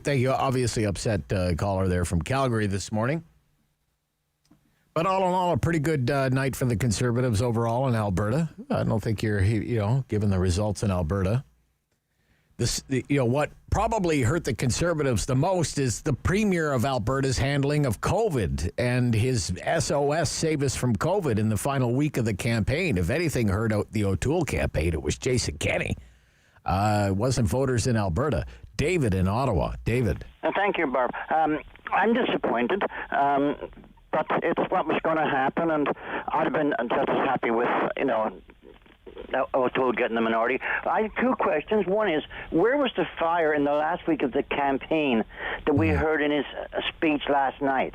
Okay. That would have carried him. Well, in the last week of the campaign, it was duck, weave, dodge. Can somebody put me in the witness protection program? And you saved his fire for his speech last night. Yeah. As far as Trudeau is concerned, Trudeau is an actor, and what more wonderful stage for an actor than being the Prime Minister? Yeah, but do you think that given the result last night, this is the lowest return of a government in Canadian history at 32%, right? This is not a major endorsement. It's barely an endorsement at all, let alone a mandate. I wonder what's next for him. Look, liberals love infighting every bit as much as conservatives, right? There are ambitious people in that party. I don't think he's going to want to give it up. You don't think he's going to want to? They'll have to bring the knives out and look to Mark Carney. He'll be the heavyweight. He'll be the heavyweight. Well, Chrystia Freeland, let's see what happens with her. That's what I'll be curious about. Okay, thank you, David. Always great to hear from you, sir. 10:45. Be right back. We still have some time available to discuss the election results from last night at 750-1310 on City News.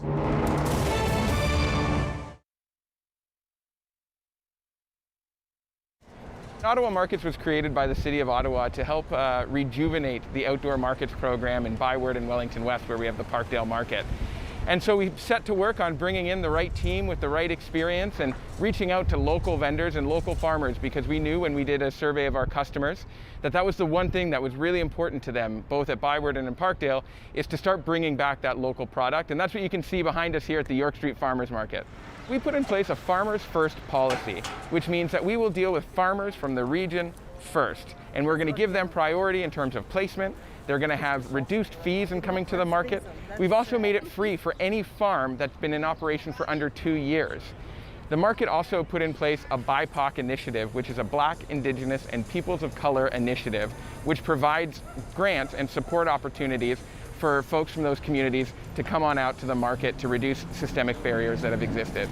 As a farmer's market, we can have a variety of vendors here, from an artisan to a microprocessor who's taking local ingredients and putting them into a product in a kitchen and selling that, to breweries and distilleries this year, which were changes that the province put in place, which allowed us to bring in a few of those vendors as well, which I think is a nice surprise for people sometimes at 9 in the morning after a pandemic, but it's been going really well, and you know, some of the breweries have been pretty appreciative, because for them, whether it just be doing delivery or curbside pickup, it gives them an opportunity to come back out and talk with their customer and talk about, you know, what makes their product so special.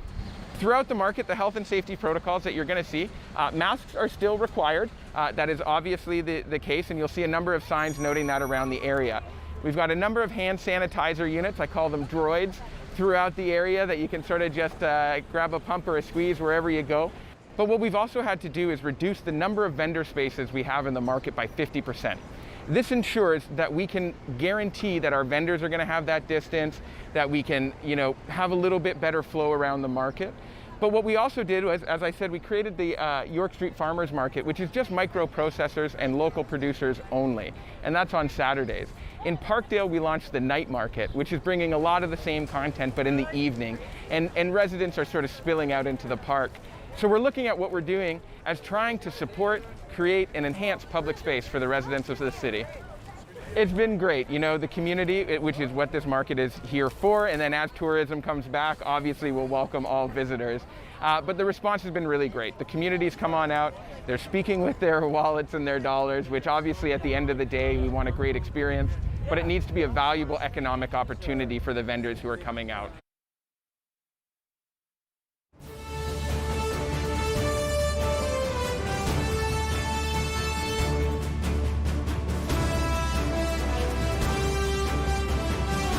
Hello. On the Rob Snow Show.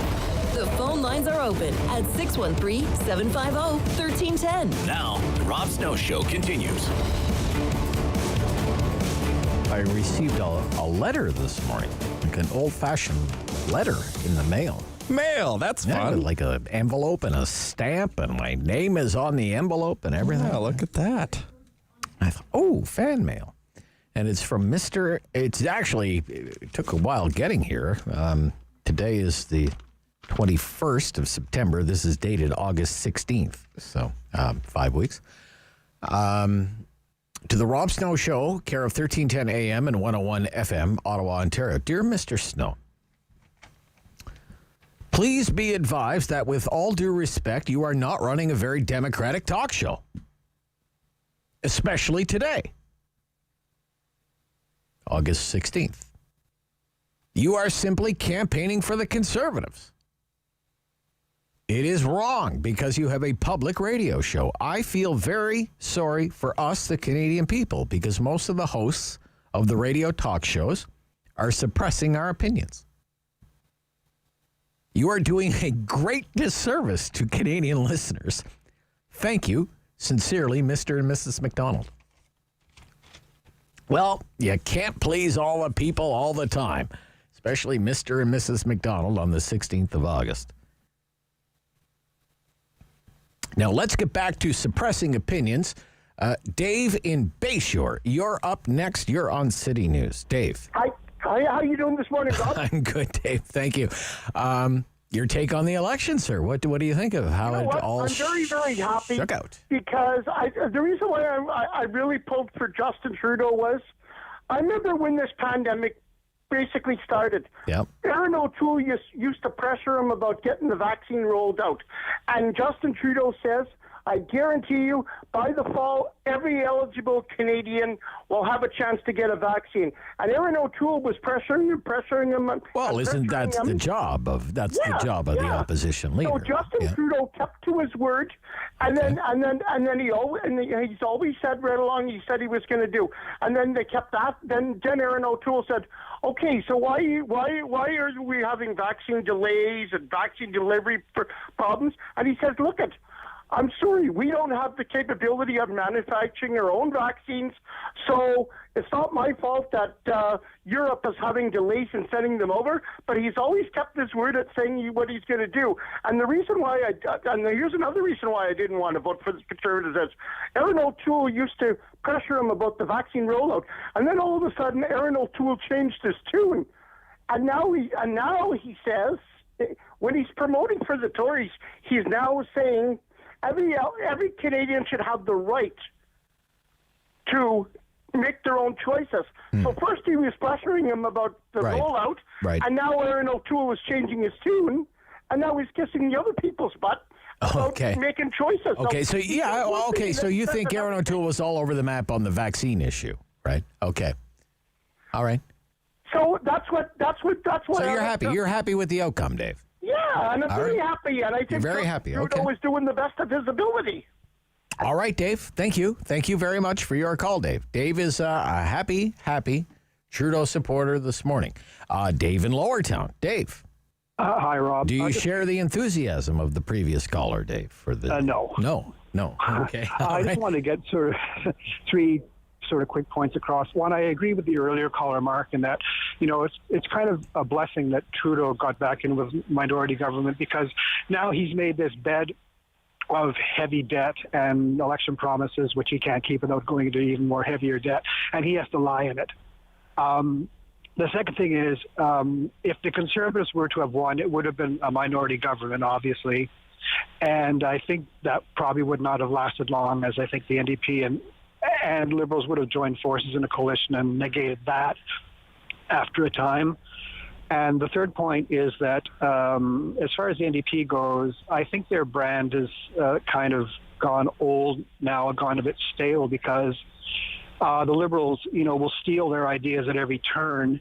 And it's kind of like, say, look at the Liberal Party as, say, like a Walmart type store or Loblaws, and look at the NDP as this mom and pop shop that make or bring in these goods, especially baked goods that nobody else sells, and then Walmart decides, we'll sell that because they're popular. Yes. And then next thing you know, everybody can do their shopping at Walmart, and the mom and pop store doesn't have much interest anymore. So there's just too much to like there. And as far as Aaron O'Toole goes, I don't think he hammered enough on the flaws of the SNC-Lavalin, the procurement of vaccination failure. I mean, he should have been hammering those things over and over. Yeah. Well, I think now when it comes to, and I thank you for your call, Dave. I think now when it comes to Jody Wilson-Raybould, SNC-Lavalin, blackface, those particular scandals, maybe not so much maybe there's one more election left in the We Charity scandal, although I doubt it. Canadians aren't all that interested. It's been litigated. Blackface has been litigated now in 2 elections now. SNC-Lavalin is, 2 elections now. Hasn't really hit him. I think the Aaron O'Toole story is one of the most interesting stories of the entire campaign. Aaron O'Toole's not Stephen Harper. He's not Andrew Scheer. He's not True Blue. We know that now. Okay, the whole True Blue thing was just a charade, a campaign tactic for a leadership campaign. True Blue was about winning conservative votes and only conservative votes. It worked, and then he traded in True Blue for Red Tory. But the result is the same. Aaron O'Toole basically managed to match the results of Andrew Scheer, 34% of the vote. 2 years ago, Andrew Scheer's Conservatives won 121 seats. 2 years later, Conservatives on track to win 119. Okay. Maybe something changes in the next day or two. But it's basically a repeat of the result of 2 years ago for the Conservatives, but it was certainly not the same kind of leader or the same kind of campaign. I mean, at some time, there were people wondering what's even conservative about the Conservative campaign. I think the biggest thing is he going to get another shot? And I will always remember the campaign stop, whenever that was, a little more than a week ago, I guess. It wasn't Stephen Harper up on stage saying nice things about Aaron O'Toole. It was Brian Mulroney, right? And in fact, I looked at Stephen Harper's Twitter account this morning. He hasn't tweeted anything about the election. He hasn't tweeted in 10 days. Not since September 11th. He didn't tweet anything about O'Toole. His last tweet about Canadian politics was congratulating Tim Houston for winning the Nova Scotia election for the Progressive Conservatives. Maybe there's nothing to that. Harper doesn't tweet that often anyway. But clearly O'Toole and his team think the path to victory for the Conservative Party is a centrist view. Social conservatism is not on. Fiscal conservatism doesn't even seem to be much of a preoccupation for them. I mean, I'll balance the budget in 10 years without cutting anything. What a magic trick that is. They had a strong 2.5 weeks and then lost the plot and stalled. Lost the plot on vaccines, lost the plot on guns. Spent a lot of time trying to explain things that they should have had ready-made answers for. Vaccines, guns. And Jason Kenney. Jason Kenney said, sorry, not sorry. Sorry we screwed up. Now I have to bring in all of these restrictions again. The summer of fun is over. Healthcare system in Alberta is going to collapse. Please send help from other provinces. SOS, SOS Alberta. Okay? When I heard that, I thought, that's it. Stick a fork in them. Conservative campaign's over. Liberals are going to pounce on that. They did. Didn't make a big difference in Alberta, but it fed the fear machine elsewhere in the country. People obviously must have thought, maybe Mr. Trudeau's right. We don't want and we can't have O'Toole in charge because O'Toole and Kenney are as thick as thieves. Election 44 is history. This hour is almost history. Joanne, Orleans. Joanne. Good morning, Joanne. Oh, I thought for sure you wouldn't have time for Go ahead, Joanne. Yeah. I just wanted to say that I don't think it's Trudeau carrying the Liberals anymore as it was in 2015. I think it's the Liberals carrying Trudeau. And just like Ian Lee said, the more Canadians are getting to know him, the less they like him. Any talk of leadership review should be on the Liberal side, should be on the left. Really, is it Singh that's going to continue this charade? Or is Trudeau really the leader for the next 4 years? Talk of O'Toole resigning is premature. Canadians have finally just gotten to know him, and they can decide if they like his positioning of the party or not. But it's significant. Is it important? I think it is that Trudeau has won, again, another minority. He does not have carte blanche. He cannot parade around thinking that he is going to rule by dictate. He actually has to be a leader. We're not behind him 100%, not at all.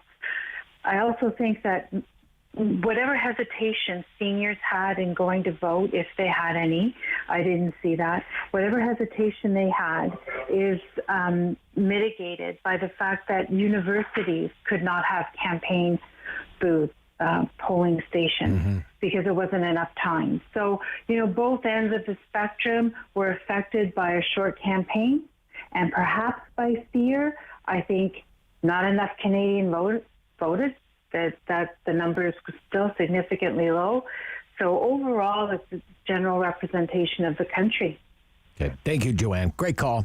Great call. Thank you for all your calls and your interest in the campaign. It's over. Probably not going to talk about it ever again. Let's never speak of it again. 11 o'clock news is coming up next, and then we'll speak about the election campaign again with Michael Taube, syndicated columnist, on The Rob Snow Show on City News.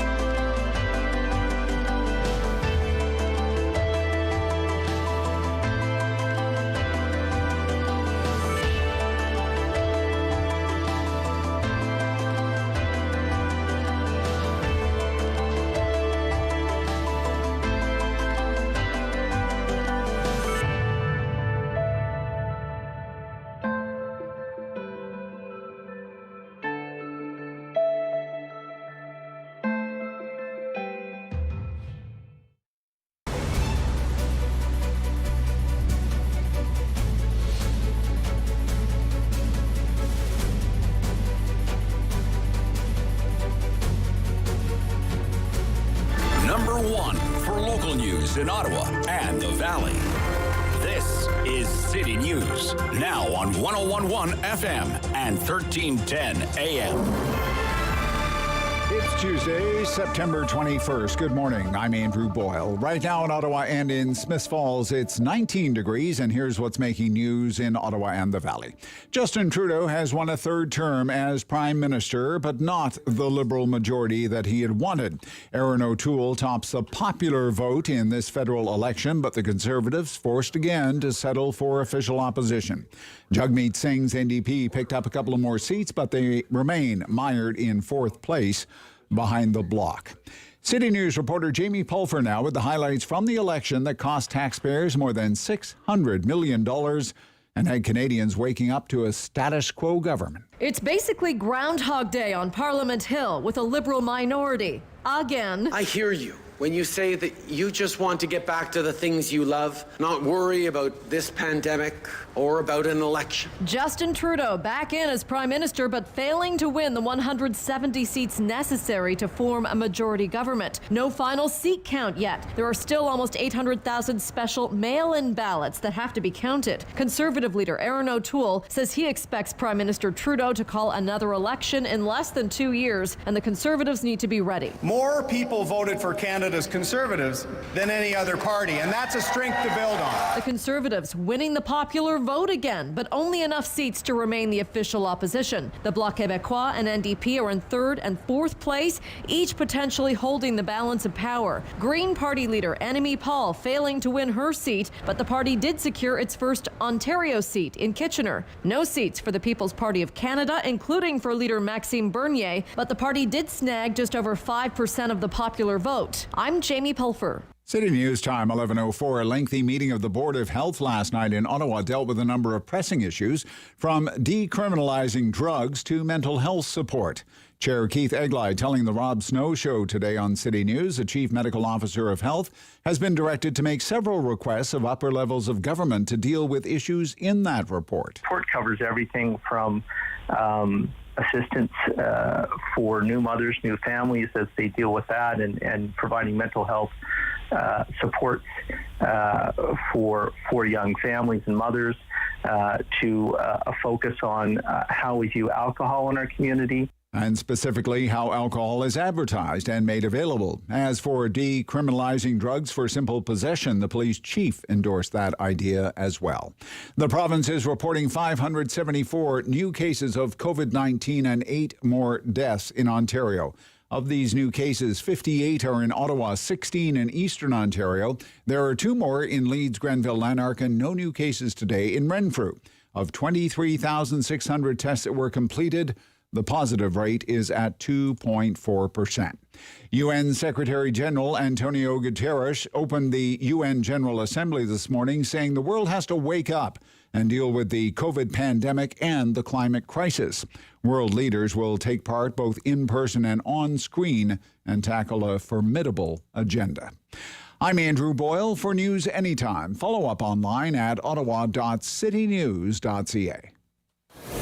The world is changing. So keep up with Rob. The Rob Snow Show returns on Rogers TV and City News, 101.1 FM and 1310 AM.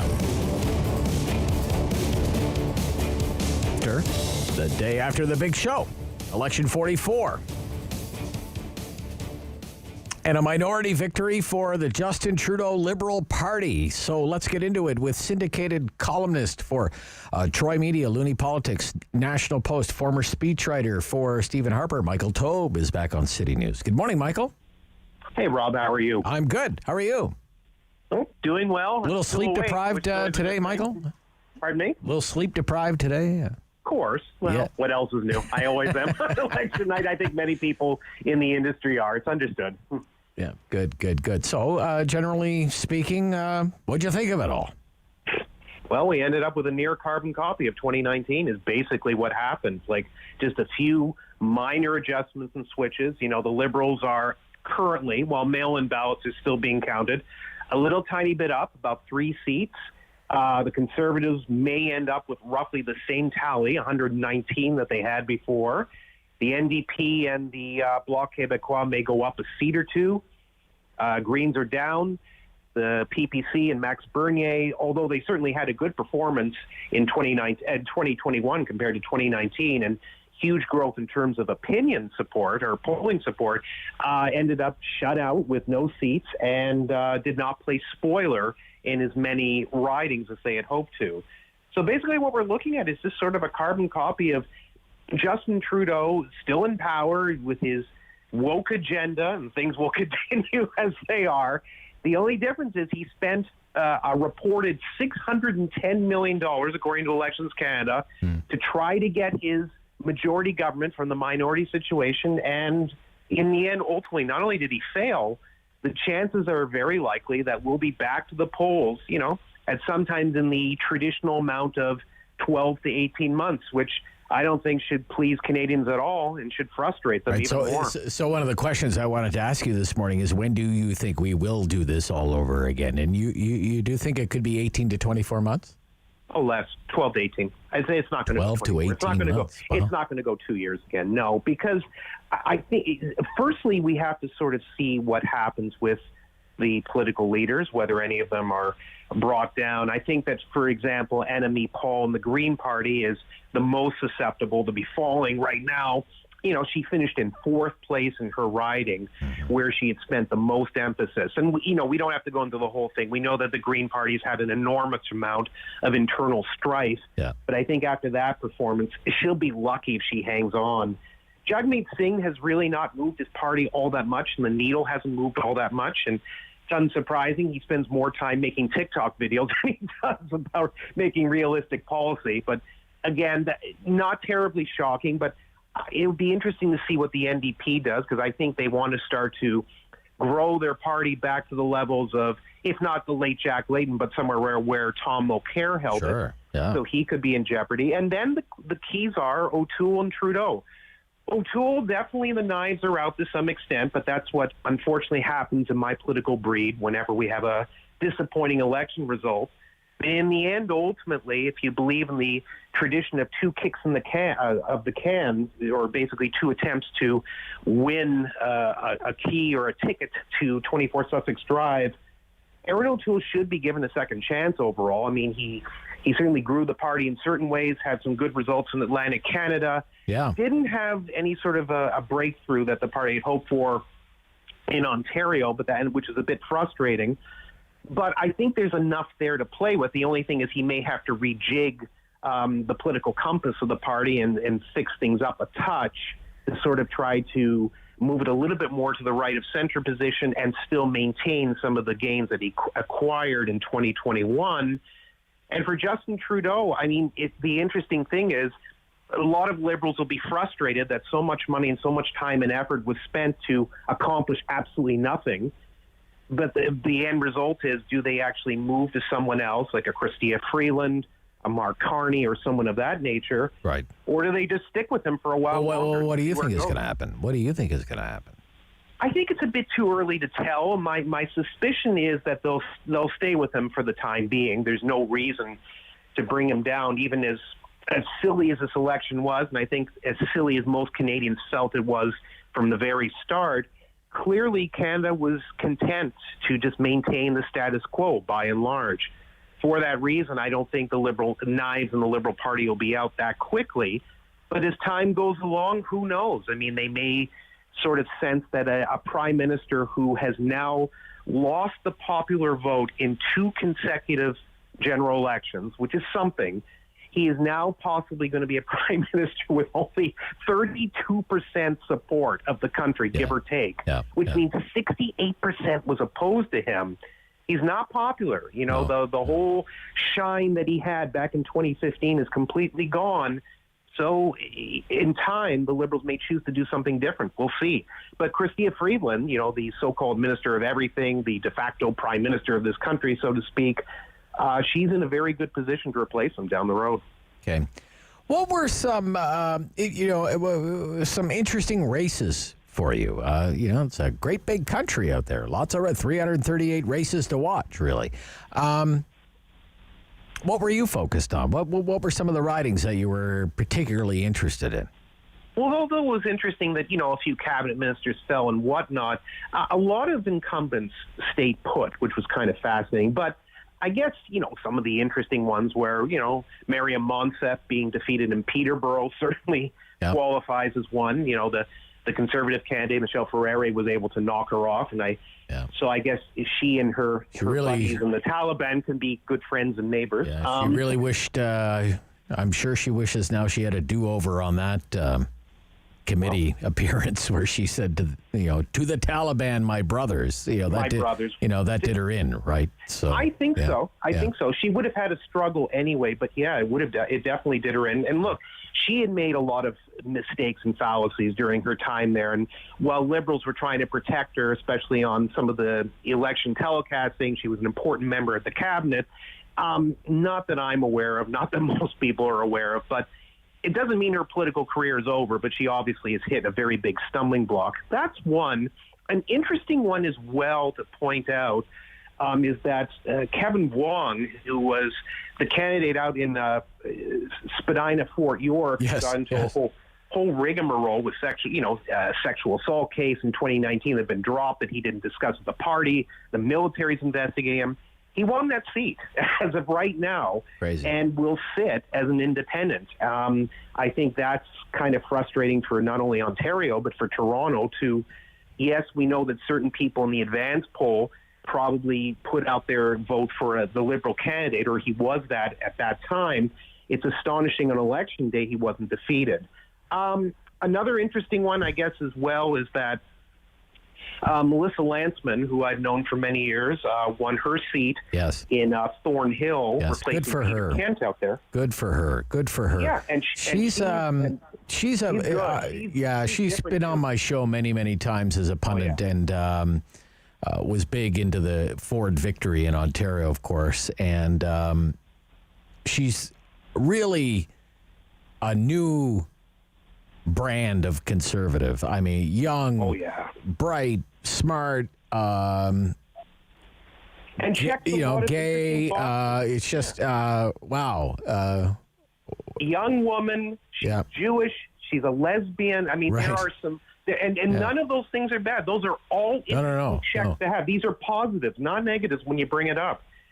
And she's open about that. And she brings a fresh, new look to the party. And I've known Melissa since, she was quite young. I've known her a long time. A lot of time for her. She is going to be something when she goes to party. I mean, she has, when it comes to politics, I mean, killer instinct, right? Yeah. Just killer instinct. Killer instinct. She's obviously, she does the same line of work I do, so she knows how to spin out the talking points, political ideas, etc. This is a really, really top flight get for the Conservative Party, and watch Melissa's career blossom. It really will. Yeah, she's one to watch for sure. Thornhill, the MP for Thornhill. Polyev is in Eastern Ontario, well, in the National Capital Region. Polyev is the one blue dot. Yeah, I know. He must feel very lonely right now. Yeah. You know what? Again, I've known him since he was young.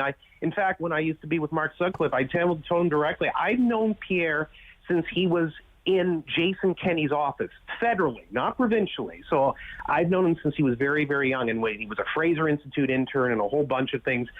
Pierre, you can say what you want about him. Pierre has worked very hard to be a strong, small-seat Conservative voice in Ottawa. He represents a lot of good issues. His speaking and oratorial skills have continued to improve. He's always on message, always on point, understands what right-of-center voters or supporters want in terms of lower taxes, smaller government, more individual rights and freedoms, etc.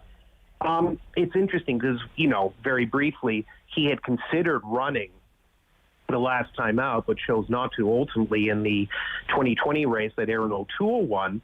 I know some people were pointing to a recent ad that he put out, or a little small advertorial that seemed to indicate that he was considering his options. But this is the way that Pierre Poilievre actually does politics. He knows that in these little 30-second to a minute ads, you can get a lot done, a lot of eyeballs on you, and get a lot of ideas out on a very basic level that will resonate with people. So I don't think he's running to replace Aaron O'Toole at this stage, but certainly he's keeping his name out there, and you're right. He's a blue dot in a red ocean, which is very unusual. So let me ask you, turning point. For me, just watching Jason Kenney's news conference and this look of defeat and despair as he was talking about COVID-19 and fourth wave and pleading for help for the Alberta healthcare system, I really think that's sank O'Toole's campaign. I really do.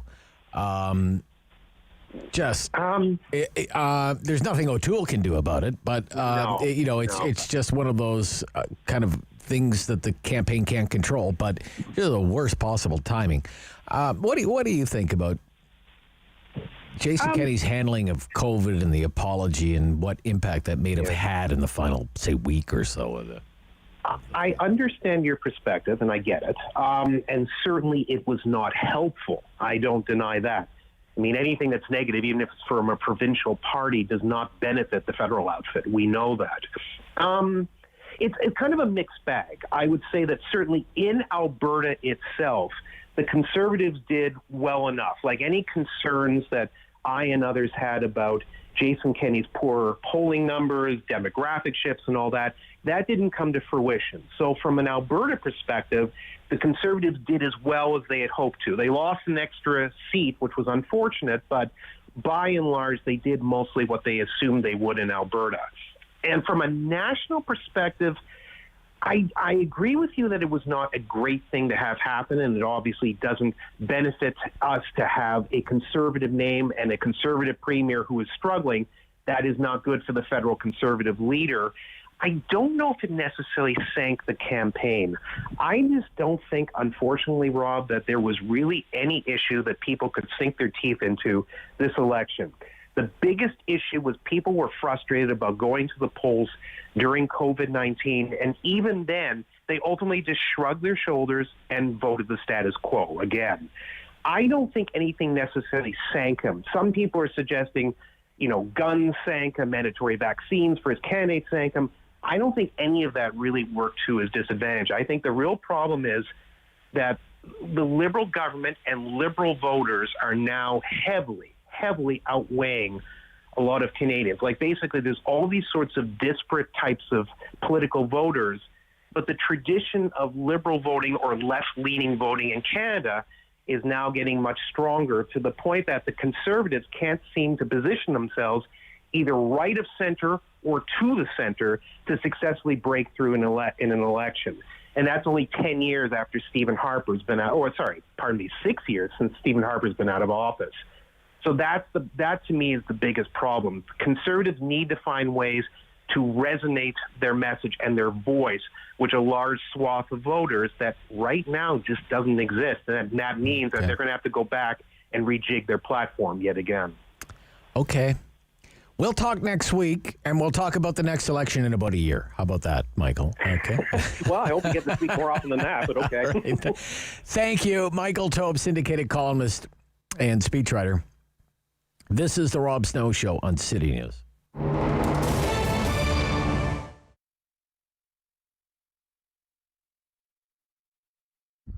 We just took over this business about a few weeks prior to the pandemic, but we've been loving the community, the people, very friendly, but it's been very difficult starting up a new business, just the time that we did, but I'm sure it's the same everywhere.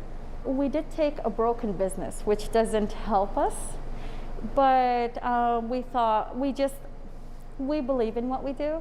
We're very passionate about food, and we just really wanted to share the Iraqi culture through our food. All our recipes are homemade, so this is very unique.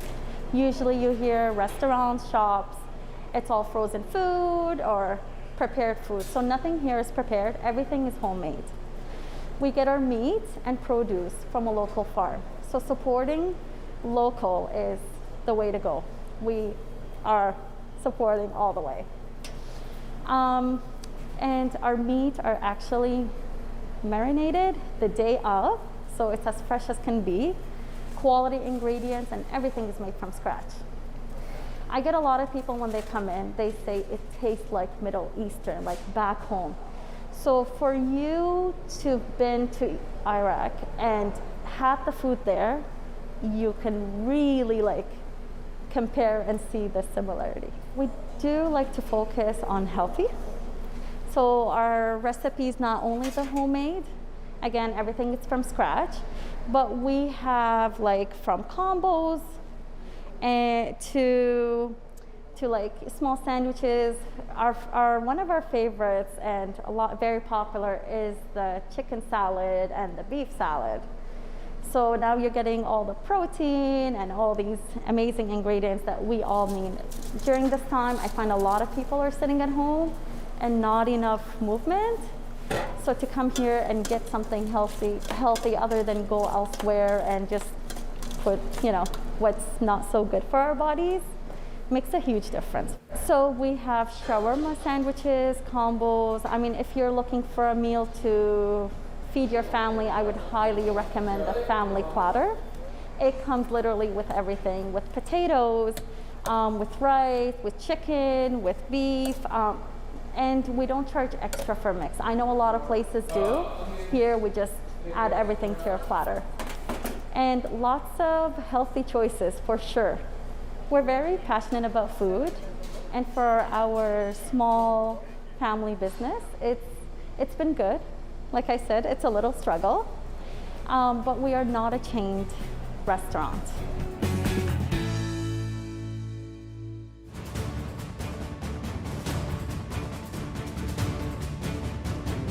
The Rob Snow Show returns on Rogers TV and City News, 101.1 FM and 1310 AM. The vaccine certificate program comes into effect tomorrow across the province of Ontario. Let's get some local reaction from the local business community. The chair of the Ottawa Coalition of BIAs, Business Improvement Associations, is Mark Kaluski, and he is back with us this morning on City News. Good morning, Mr. Kaluski. Welcome back.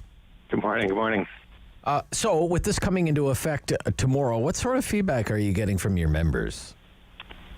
Well, I guess there's a bit of wait and see, how this is going to play out. Everyone's a little concerned with the logistics of all this. I think a lot of our members appreciate the goal of the program, which I think, is to get as many people vaccinated as possible and to ensure that the people who are in our businesses are double vaccinated so that, can inspire some consumer confidence.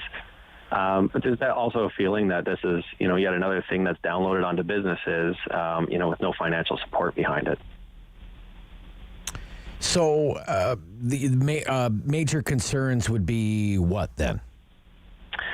I guess there's two. One is how is this going to be enforced? What's the reality? Do I have to have somebody at the front door who's verifying IDs and who's making sure that, reading a phone to make sure how long it's been since the second dose, and is someone committing fraud? And we're not forensic analysts here. We're basically just trying to have people. Right. Yeah. You're business people, not experts in counterfeiting or whatever, right? So yeah. So there is some of that. So.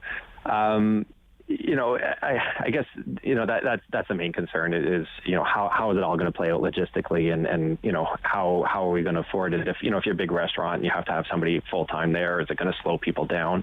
And I guess the other concern is it going to turn off some of the clients? I think of myself, if I want to go to a restaurant and I have to remember to my 12-year-old's birth certificate to prove and proof of ID, I may just bypass the restaurant or do a takeout instead. Just from the pure nuisance factor, which of course isn't what any restaurant owner wants to hear at this point. So, I would say those are some of the big concerns of the businesses right now. Okay, but for the most part, it sounds like you're saying the members of the local BIs, they are supportive of the concept of this kind of proof of vaccine, right? I would say so. Generally the majority, people we've talked to have supported the concept. And to be honest, some we had a call the other day, and some people were pushing for more sectors of the economy to have to show double vaccination just to give more confidence and comfort to the employees. So we had some tattoo parlors, we had some hair salons, people who are going to be working under a mask, basically wondering if they could impose their own set of, rules and regulations around this. And of course, what the province has issued is just the baseline. If you want to go over and above, you can. So there's actually some support from some sectors that would want to take this even further. Right. And there are entire sectors of enterprise. This doesn't affect them at all, right? So.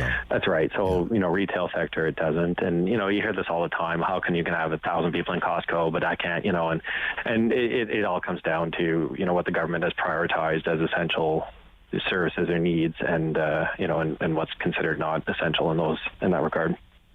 Okay.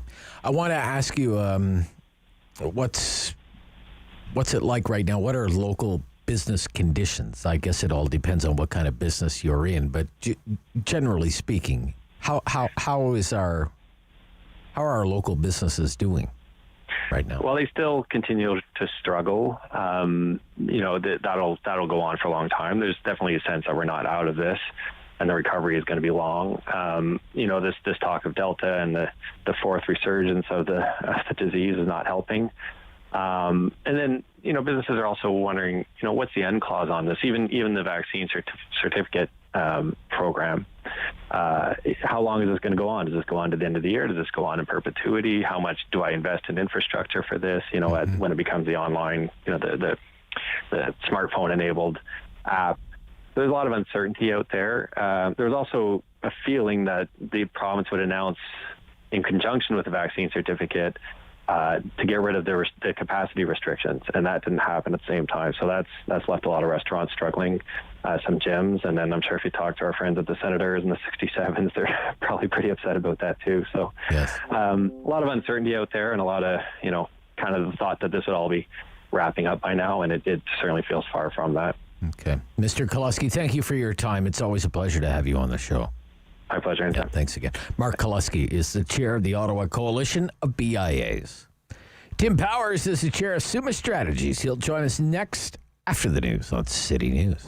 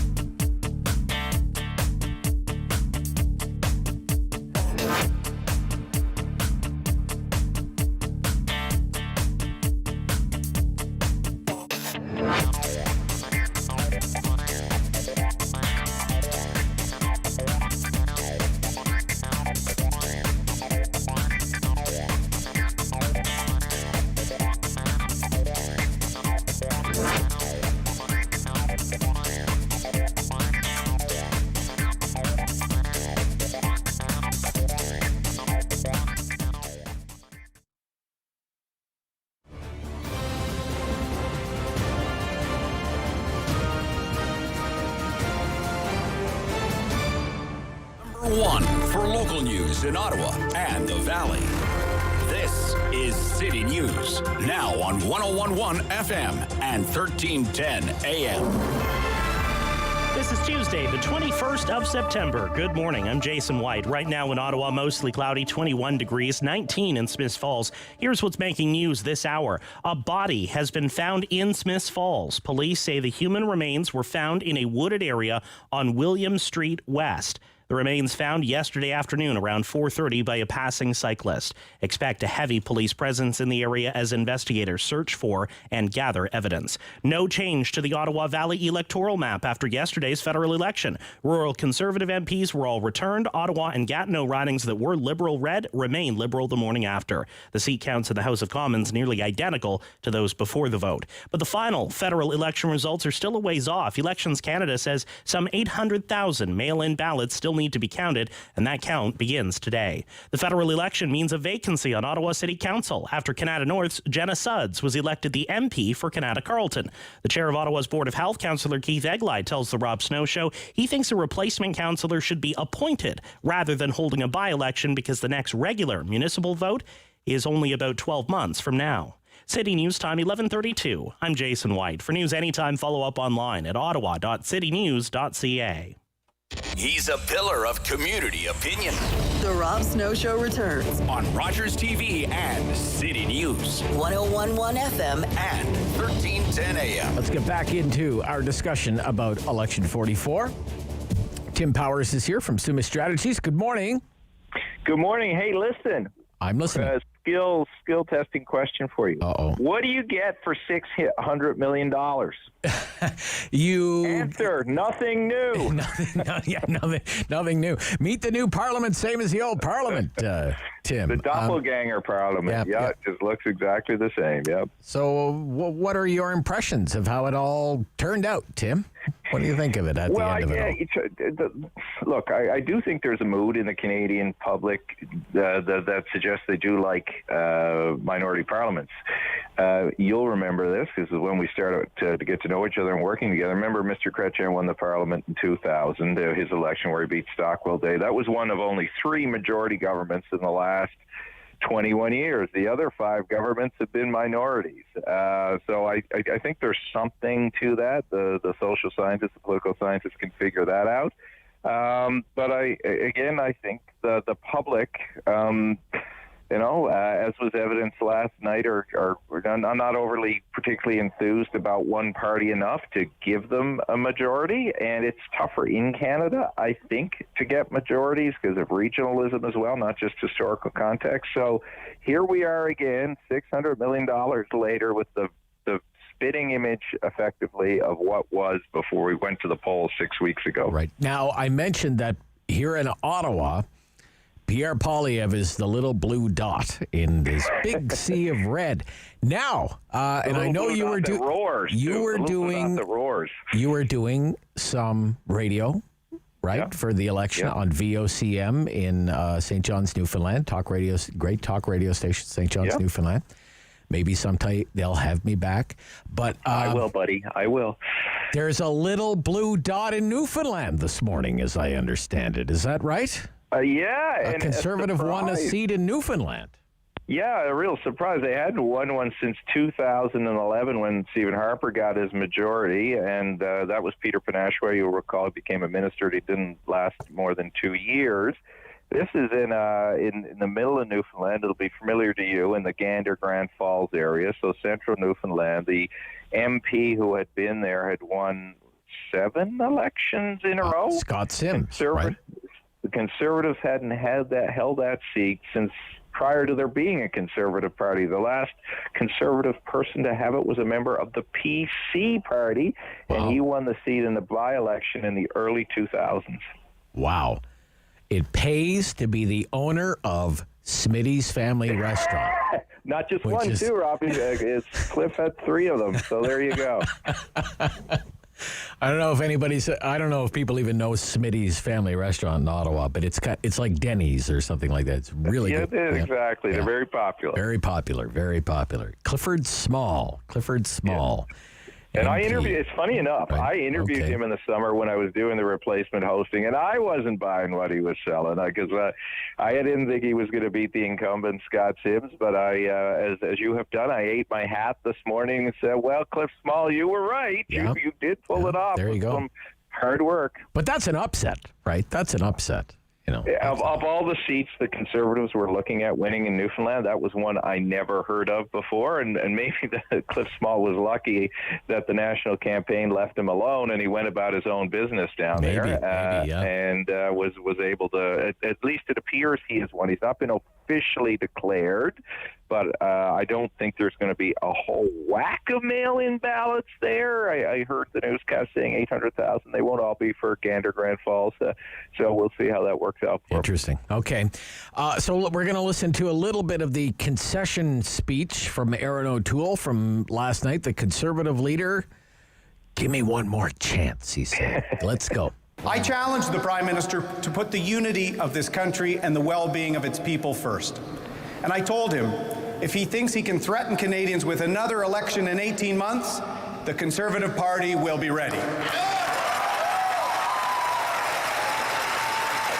And whenever that day comes, I will be ready to lead Canada's Conservatives to victory. Thank you, Canada. Let's get to work. So with this outcome, I mean, it's basically the mirror image of what Andrew Scheer delivered back in 2019, and we know what happened to Andrew Scheer. Made way for Aaron O'Toole. So is Aaron O'Toole going anywhere, do you think, or will he live to fight another election?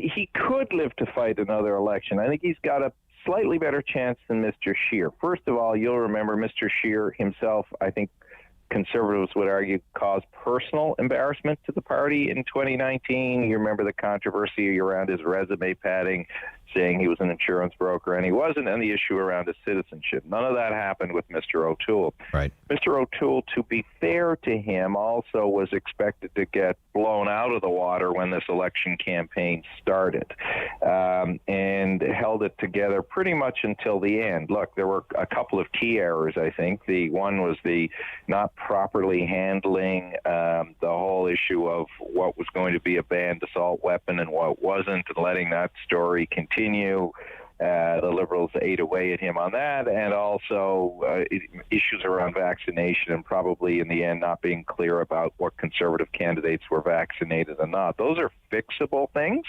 but the thing with the Conservative Party, as you know, they're kind of like the patrons at Smooth Herman's at about 1 a.m. on a Saturday morning full of a belly of rum.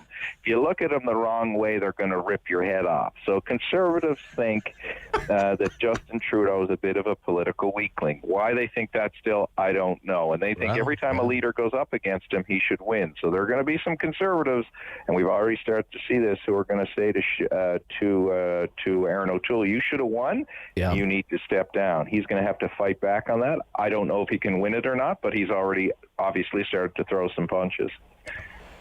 Yeah, it's going to be interesting to see. Now, what do you think is ahead for Justin Trudeau? Look, Justin Trudeau called an election 2 years early, thought he had the winning conditions, asked for a majority, has been denied a majority. We've done this, basically this round trip.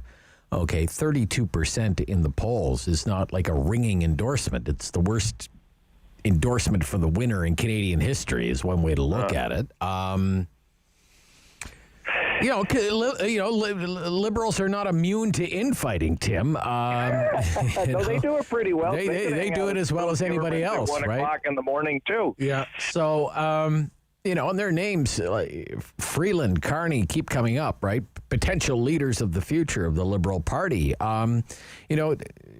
Do people start in Liberal circles, do you think, will they start to question maybe more openly their loyalty to this leader? What do you think? I don't think it will happen right away, but yeah, I think it's going to happen. Look, I think there's a working assumption, you've heard it too, that this Prime Minister, he'd hoped to win a majority and was likely not going to finish out his term. I don't necessarily believe he's going to finish out his term, even though a minority makes it harder to step away. Okay. To be fair to him, managing a minority is a nightmare at the best of times. I think he's going to want to go on his own accord. I wouldn't be shocked, Rob, if the current Prime Minister announces his resignation within the next year or so to give him time for a successor. Yeah, look, he's going to want to go out on top. He's going to want to do the global speaking gig. He can go out saying he won 3 elections. I may have that all wrong, and that wouldn't be the first time, but I just don't see the circumstances yet where he decides that he wants to stay. And we're not going to know that till the moment it happens, because like every other leader, you never say you're leaving until you're actually out the door, because your rivals will be ganging up on you to diminish your ability and to assert themselves. All right. Yeah, okay. Interesting. The Jason Kenney turn of events, the apology, the please send help to Alberta, how do you think that impacted, if at all, the O'Toole campaign in the final week 10? Oh, I listen, it gave the Liberals more material, and it made some linking. I'm sure maybe that's what helped the Liberals win those 2 seats. They've won for sure in Calgary, George Chahal, and it probably helped Randy Boissonnault get reelected in Edmonton, and it probably helped in Ontario. I mean, all of these Conservatives who will be arguing we need a hardcore Harper Kenney-like approach need to reflect too on how Jason has done in his particular leadership out there as they are calling for Aaron O'Toole's head. So the quick answer to the question, yes, it has had some impact, maybe not as much as the guns, but it may have been a difference maker in a few seats. All right. Hey, great to hear from you. Thank you so much, Tim, the day after the election. All right, buddy. Yeah, talk to you soon. From Summa Strategies, that's Tim Powers. Okay, big local issue is light rail down for the count. It's going to be a longer than a week by the sounds of it. Could be 3 weeks, maybe longer. What are we supposed to do with Ottawa's light rail system? What are the next steps? Catherine McKenney is going to join us. She's a member of the Transit Commission, the Somerset Ward Councillor. That's coming right up on City News.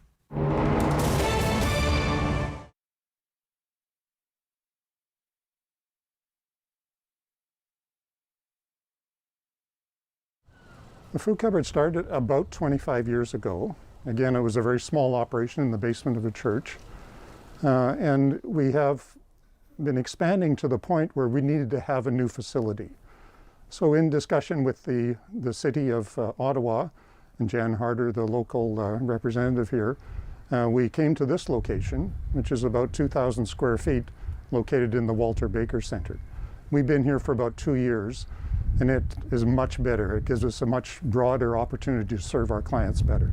It's a fairly affluent community in Barrhaven, so you wouldn't think that people would really need to have a food bank or a food cupboard. But people sometimes have a temporary loss of their job, maybe new immigrants or refugees to the community. Maybe there's been an injury in the family or something like a pandemic that causes people to run short of food during their monthly requirements. So we offer any clients who come and live in our catchment area the opportunity to pick up an order of food every 3 or 4 weeks. The need varies from time to time. We have expanded our offering to include quite a few perishables, eggs, milk, cheese, yogurt, vegetables, fruit. But people I think know that we need cans of beans and stuff as well too. One thing that we're consistently short of sometimes is personal hygiene products. You go to the grocery store, you buy your toothpaste and you buy your deodorant and shampoo there. People don't automatically think that to donate those kinds of things to a food cupboard. So we end up buying quite a few of those things from time to time. The pandemic has affected us like it has everybody. Initially, we had to stop the grocery store food donations so that we didn't have any risk of contamination and to have a significant number of volunteer work to be done in our facility. We have a storefront, so it's like a mini grocery store where you take a cart and you go around and pick out the things that you want. That doesn't work during the pandemic to maintain social distancing and so on. So what we have now is our clients can come in one at a time, they make an appointment, they stand behind a line, and they direct our volunteer to, I'd like Kellogg's cornflakes rather than Harvest Crunch, to pick the food that they would like off the shelves according to the allocation, depending on the size of their family. And then they take it out, load it into their vehicle or whatever, bring back the cart, we disinfect everything, and prepare for the next client. We are very blessed here in Barrhaven. We're a totally volunteer organization. So if you give a dollar to us, it goes to purchasing food or to provide some service to our clients.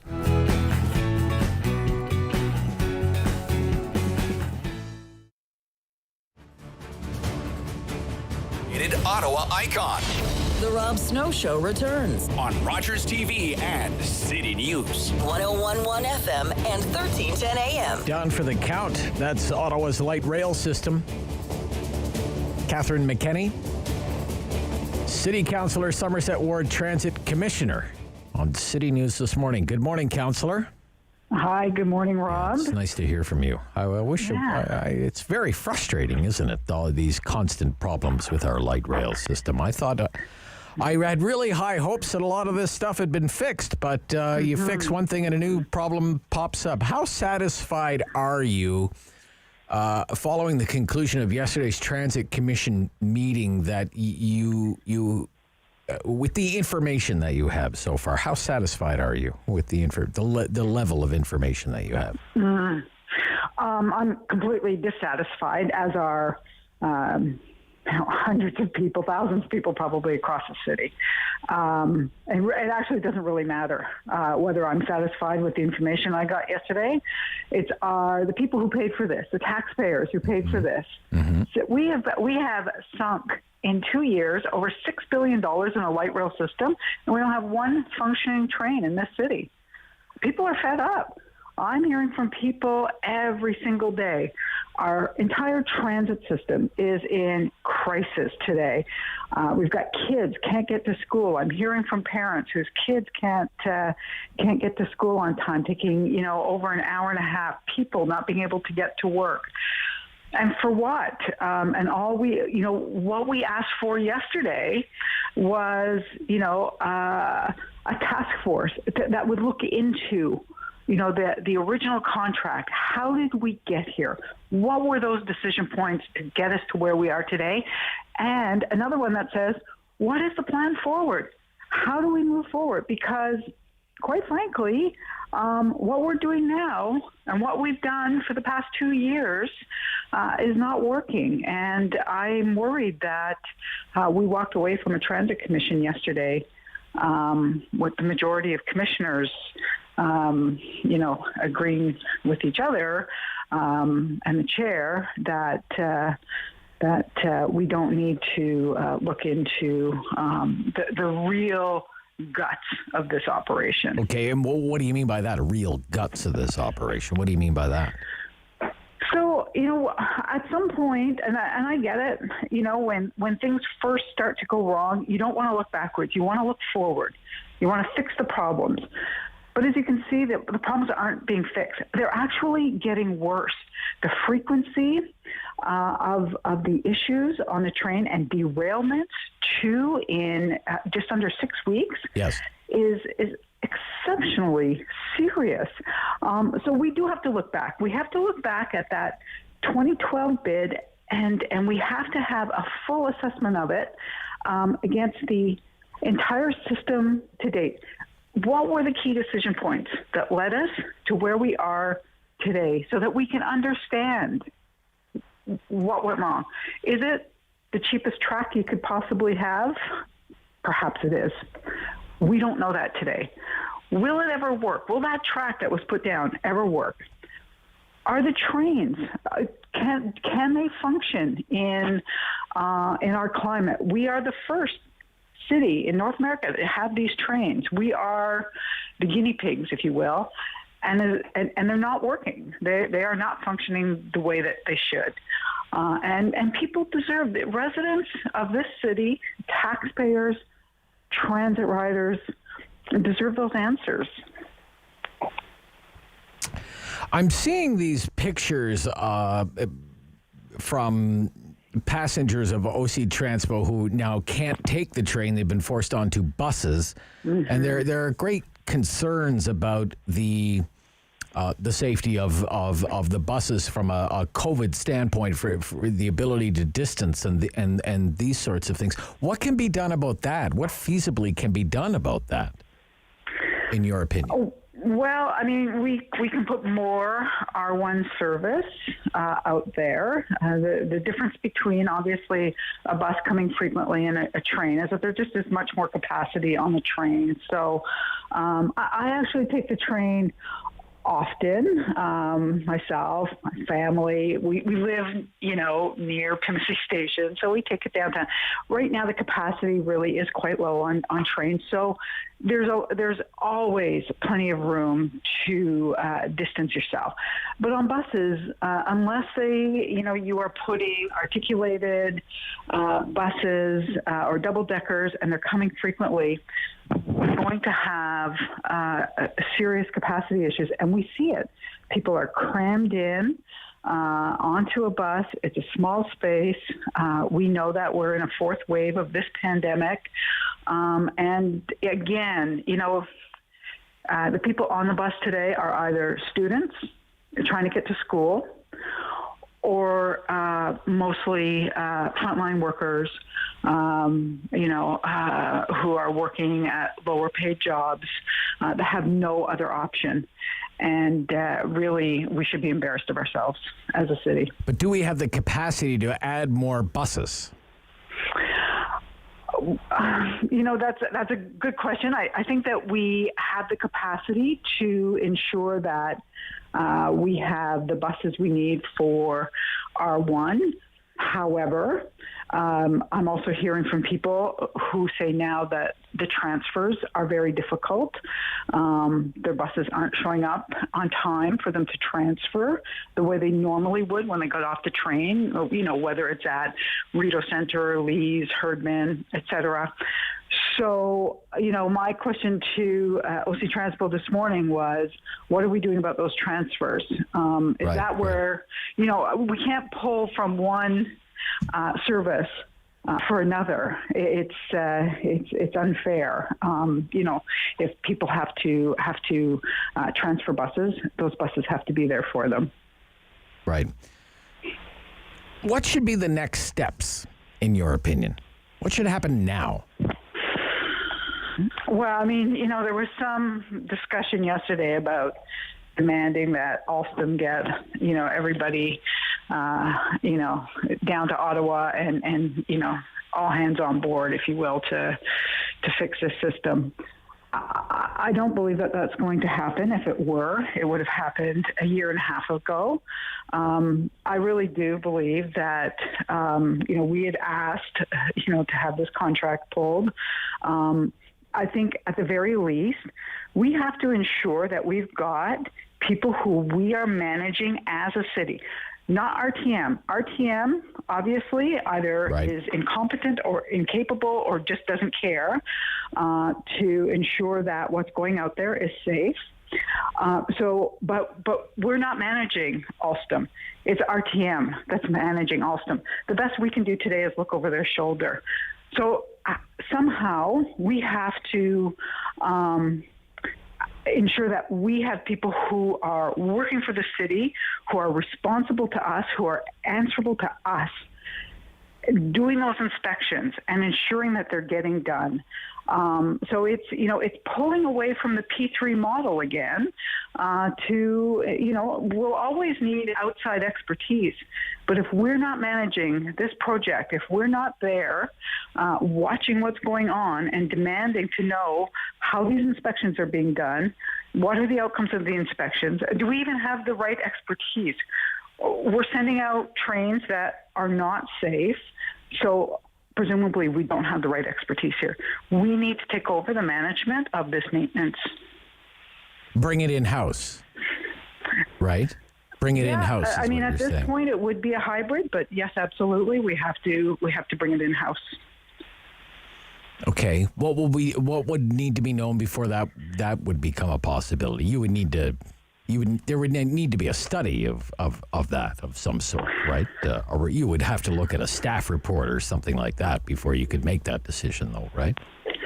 Well, again, I go back to, we keep doing the same thing over and over and expecting a different result. Mm-hmm. At some point, we have to break that chain. We have to say, enough. We're not going to keep having a system that goes terribly wrong, that derails, that breaks down constantly. It's getting unsafe. People are have, I believe, lost confidence in our transit system. And at some point, I think that Transit Commission, the mayor, the city manager, all have to say enough. We're not going to continue to allow the inspections that are happening, to allow the maintenance that is happening. We have to do something. But I'm going to tell you now, we are in a place where we have to look back, and we have to look at that 2012 contract, and we have to understand, how did we what were those decision points to get us to where we are today? Because without that, we don't know how to move forward. It's all speculation. It's all kind of, hope and prayer, and I don't think that we should, be banking on that anymore. Okay. Thank you, Councillor. Nice to hear from you. Yeah, thank you, Rob. Yeah. Councillor Catherine McKenney. That's it for the Rob Snow Show. Sam LaPratte, after the noon news. This is City News.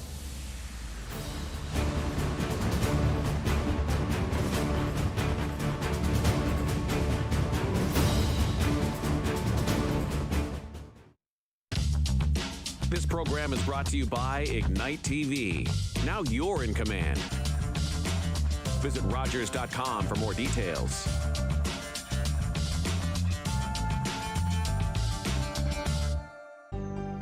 Call the Rogers TV viewer response line.